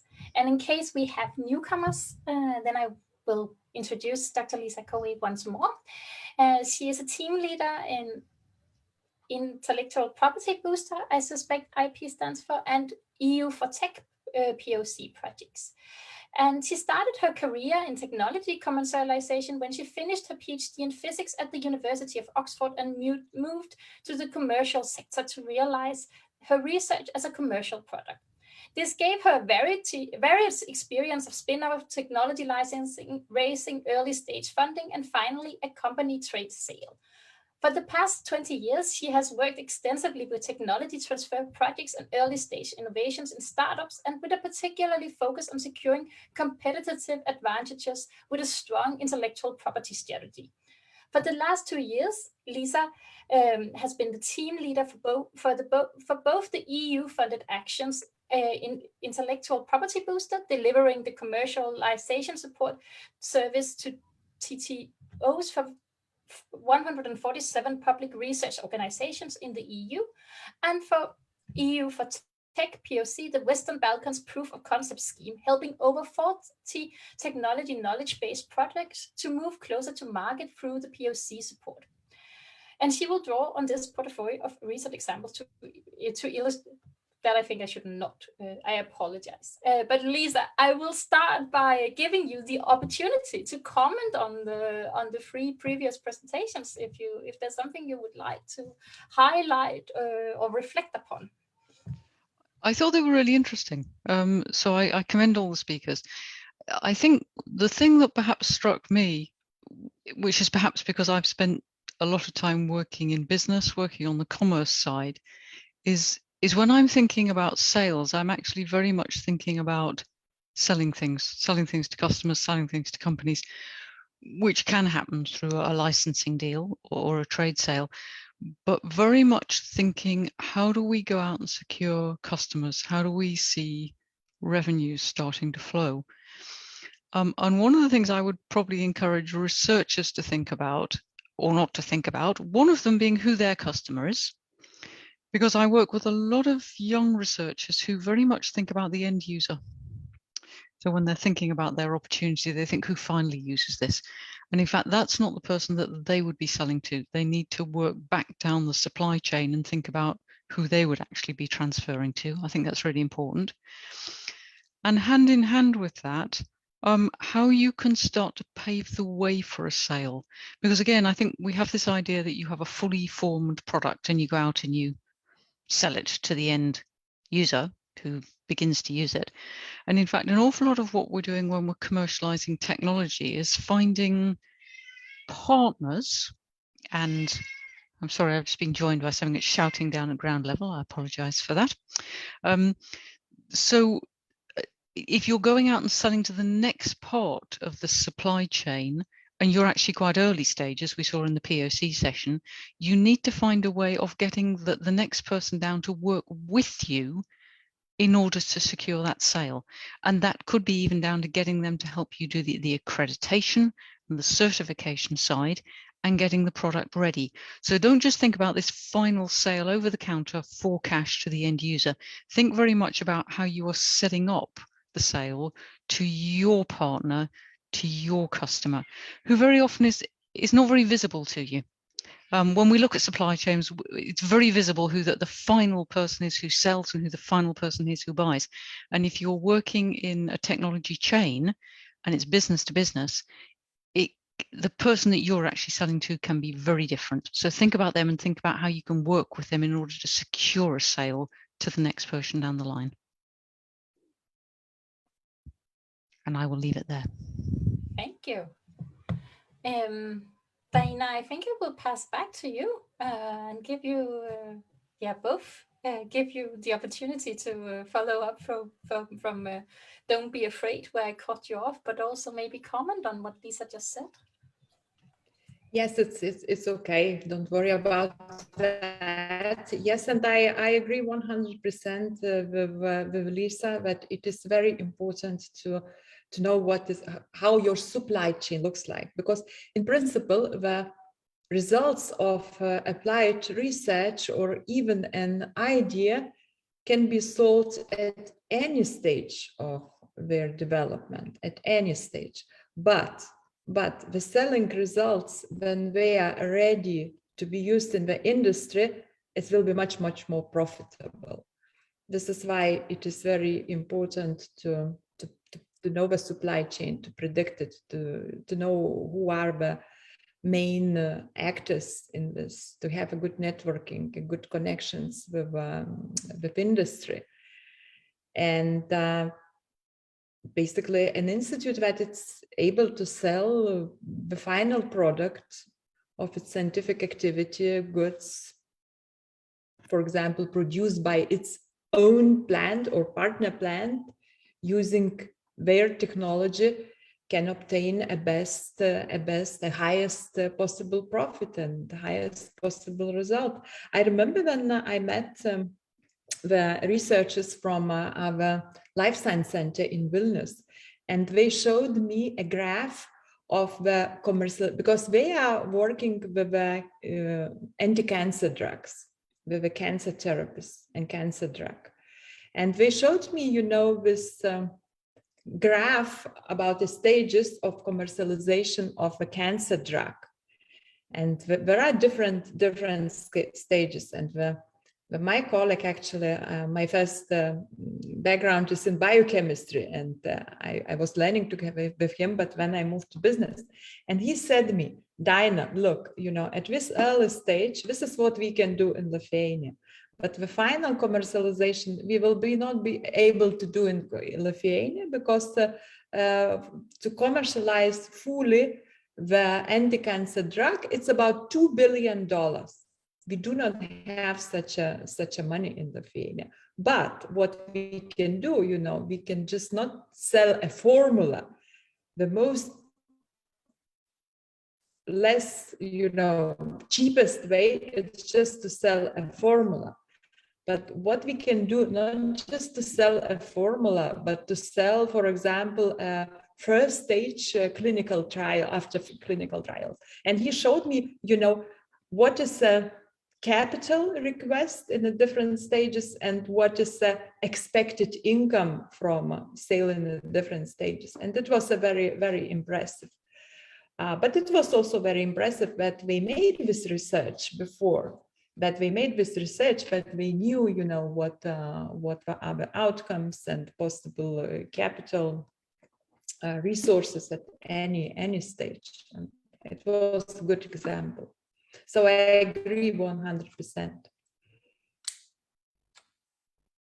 Thank you. So what I, to some degree, hear both of you say is that if I am considering going into this direction of commercializing my research, I should break down the process and view it step by step instead of like just my research and then to an end goal. But I guess for many of us who are early career researchers or doctoral candidates, it still seems like a terrifying task to take upon ourselves.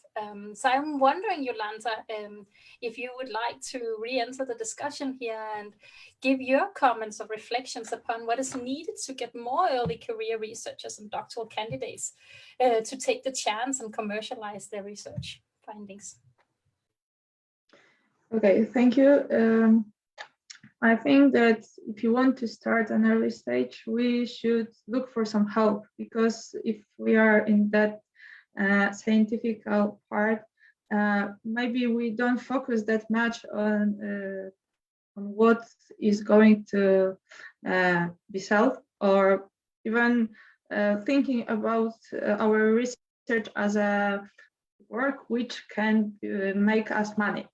So as I said during my presentation, it's really important when we've got the idea at the beginning, it's to focus on discussions with or consultations with people who are experienced with that part and the people who can help us, because they would advise us if it's the stage to look for money to develop our project, our idea, or if it's maybe more time to go for some workshop to develop our skills and to show that project in that way, which would be focusing on our client, as Lisa said. Because as I have experienced by myself with the idea which we came across with my friends, it is really important to let our Center of Technology know at the beginning, because they would advise and they would help to find the path which we can then develop. So yeah, if we are young scientists, we've got some ideas, it's great thing that we can make some discussion, some consultation with people who are mainly on our universities, which who knows what can be done with the scientific projects. Thank you. Thank you. I guess I will also open the floor. Are there any questions or comments or reflections from the audience? You can raise your hand or unmute yourself. Or I can ask the audience if on the universities or at the place where they are providing their research, is there any technical center or technological center where they can look for the help in commercialization and just to make the first step? If there's some kind of unit on the universities or on the or they must look for the help outside. I see Barbara has raised her hand. So hey. Yeah, so I would just like to add to Yolanda's point that we are covering a topic of administration and management, you know, and how to find needed information. This was the topic that we covered during the first day. And again, after the second day, we are getting back to the beginning of the conference. And all these topics sound so entangled. Like now discussing sales and commercialization and how we can sell or attract the funders, when our first discussion yesterday was how to attract funders. So it doesn't matter in which stage of creation of our idea we are, we always and also, is it science or is it business? We all getting at the same steps. So just like I'm amazed, you know, how in every single discussion we're having today or yesterday, everything is so, as I mentioned, entangled. So I think one of the questions is perhaps discussion participants or someone else from the audience could share their experience, like about commercialization. What was the experience? What did you know, like, what did you had to go through in order to make commercialization, to make your sale? What was the story, if I could put it in that way? So I will summarize Barbara's question and I guess this is for for two of you and not so much from Yolanda. What are the steps of commercializations? Lisa, would you go first? Yeah, although perhaps I'm going to be a bit difficult over that one, because I think if you try and lay down an exact route that you ought to take, it's This may not take you in exactly the right direction. I would say that it's very good to look at other people's examples all the time, and as many examples as you can as possible, because then you'll see the commonalities, but you'll see the differences, and that's critical. If somebody shows you an example, you will often be able to apply it to your own situation. But for me, what's most important is selling things, transferring things is a problem. How do I transfer this? Researchers are really very clever people. They're among the brightest people that we have in society. And although you might feel inadequate to the task because you haven't done it before, if you approach it as a problem and you involve other people in helping you to solve it, it won't be nearly as difficult as your PhD, believe you me. So if you can say, ultimately, the ultimate goal is that my product's on the market, what do I have to do in order to do that? And bring it back to, who do I have to sell it to? Who do I have to convince that they should buy it? Who values what I've made? Who does it solve a problem for immediately? And involve as many people as you can and involve as many examples as you can, and that will take you down the steps towards commercialization. But in the same way, we can't tell you exactly what the steps are to complete your PhD, apart from saying there will be a literature search, there will be research, there will be results, there will be analysis, there will be a thesis. It will be quite individual, very much based on what your underlying business model is. So I would say go away and get to grips with business models, and that will take you a long way towards commercialization. Somebody Tina, else. do you want to add something to it? Oh, yes, sorry.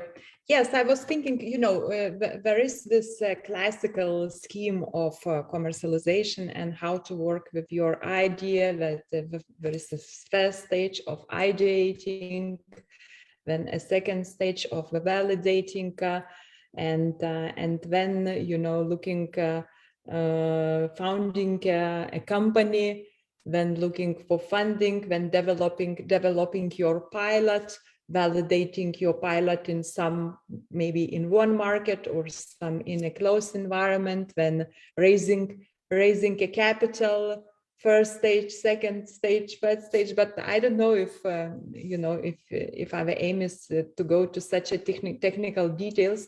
My advisory is that there are in a markets the institutions who could help you to go through this process, and Jolanta showed about this ecosystem and support in Poland. So I think that they can help for the researchers to go through this process, and it is very important. And it is very important what was said also by the by the professor before from his presentation about finding some entrepreneurial knowledge and support, finding a mentor who could also help you with some practical advices.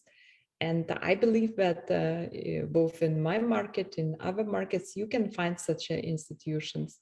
I had contacts with, for example, Innovate UK agency in UK, and in every country, basically, there are such a support organizations where you can get the support to move smoothly through the stages of development. But the most important is an intention, and most important, as Lisa just mentioned, knowing your market, knowing everything about your technology, about your market, and the entrepreneurial knowledge you can get from your team members, mixed team members, or from support institutions.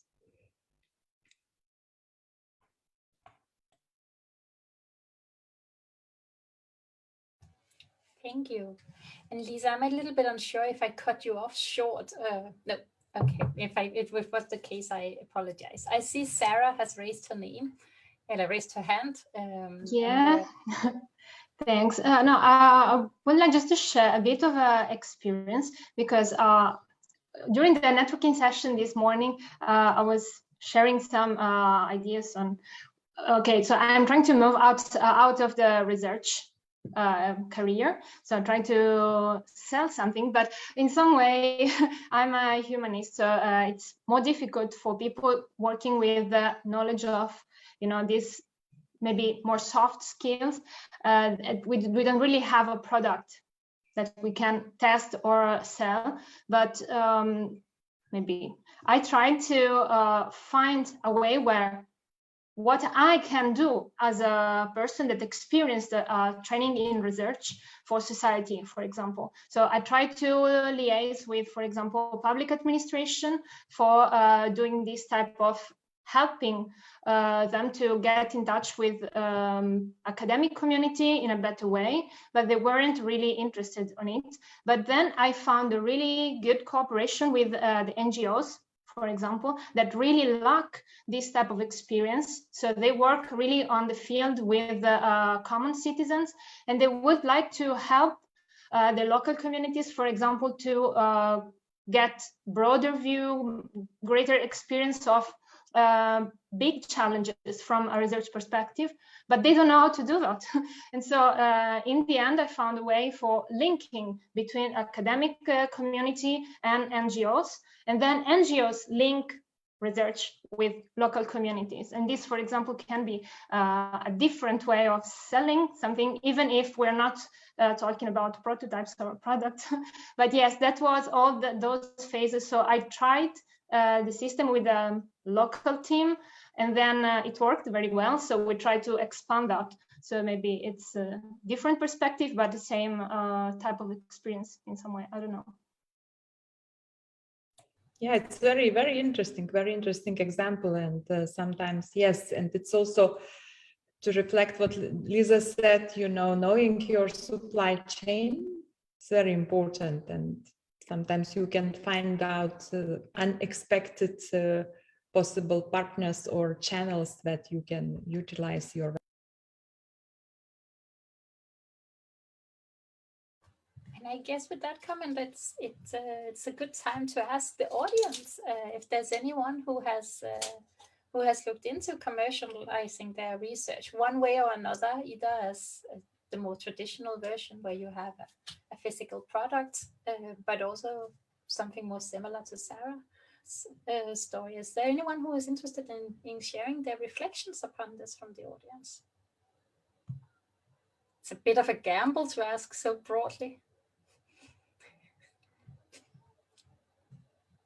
I take that as a no. Is there any questions for the audience, either for Lisa, Dana, or Yolanda, or Sarah? No. Well, then I think I will summarize, and then it's late in the afternoon, so maybe a 5 minutes break from Zoom before we move on to the outro of this this lovely conference is not the worst idea.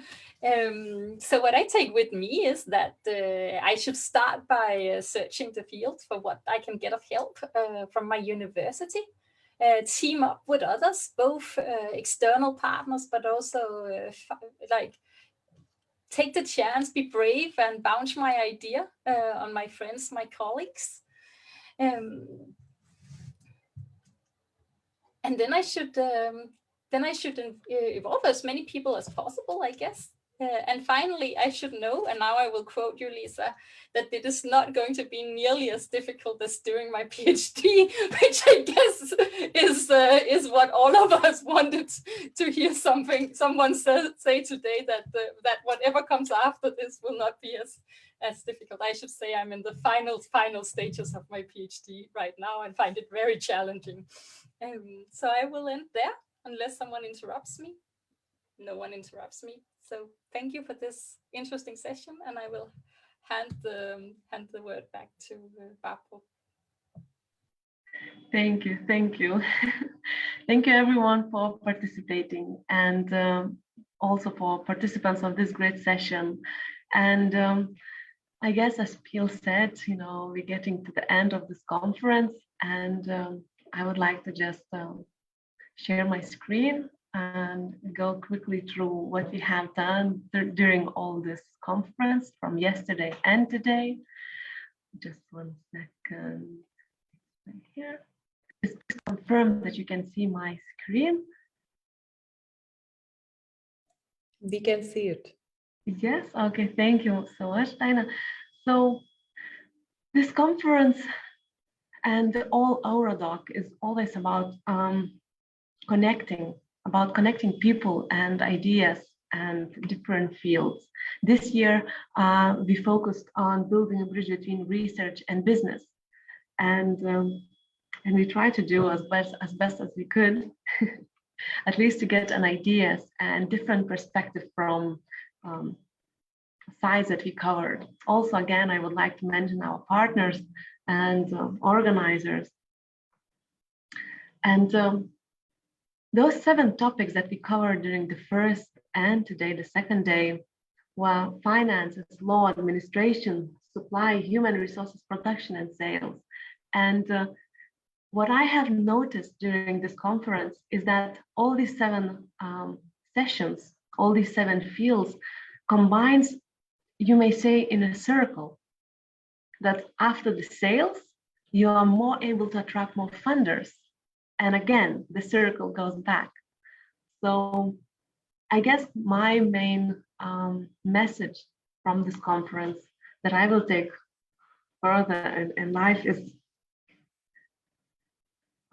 connecting with people, connecting through ideas, connecting through visions, getting a team, not a team of visionaries, but also a team of doers to go and approach the idea. And I guess when you have a great team, everything is possible. So let's not take our failures as a discourager. Let's take our failures as a motivator to go further, to look for more, and to reach for more. Thank you. And I would like to give a word to our president, Agnieszka of Eurodoc. And this is another part of our team who participated in this conference. Thank you very much, Barbara. Once again, big thanks to all Lithuanian Society of Young Researchers and especially to organizing team for preparing the conference. Of course, with our support from our Eurodoc team, it was a great pleasure to collaborate with you. And I am so happy that we had the chance to meet together and talk about such important topics. And as you said, Barbara, during these 2 days, we covered basically a lot. And I hope that we really have built a bridge between research and science during this conference, in research and business, of course, also.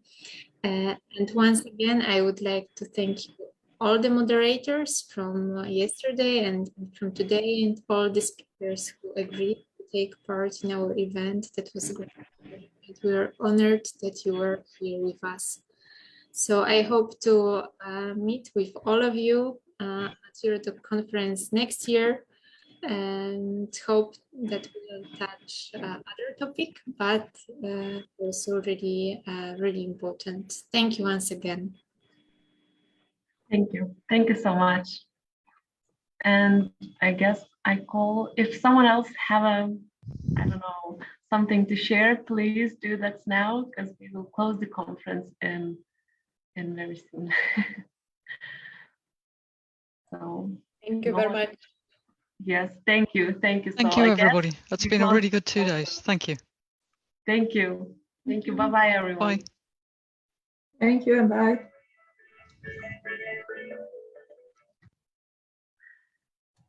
Thank you for organizing it.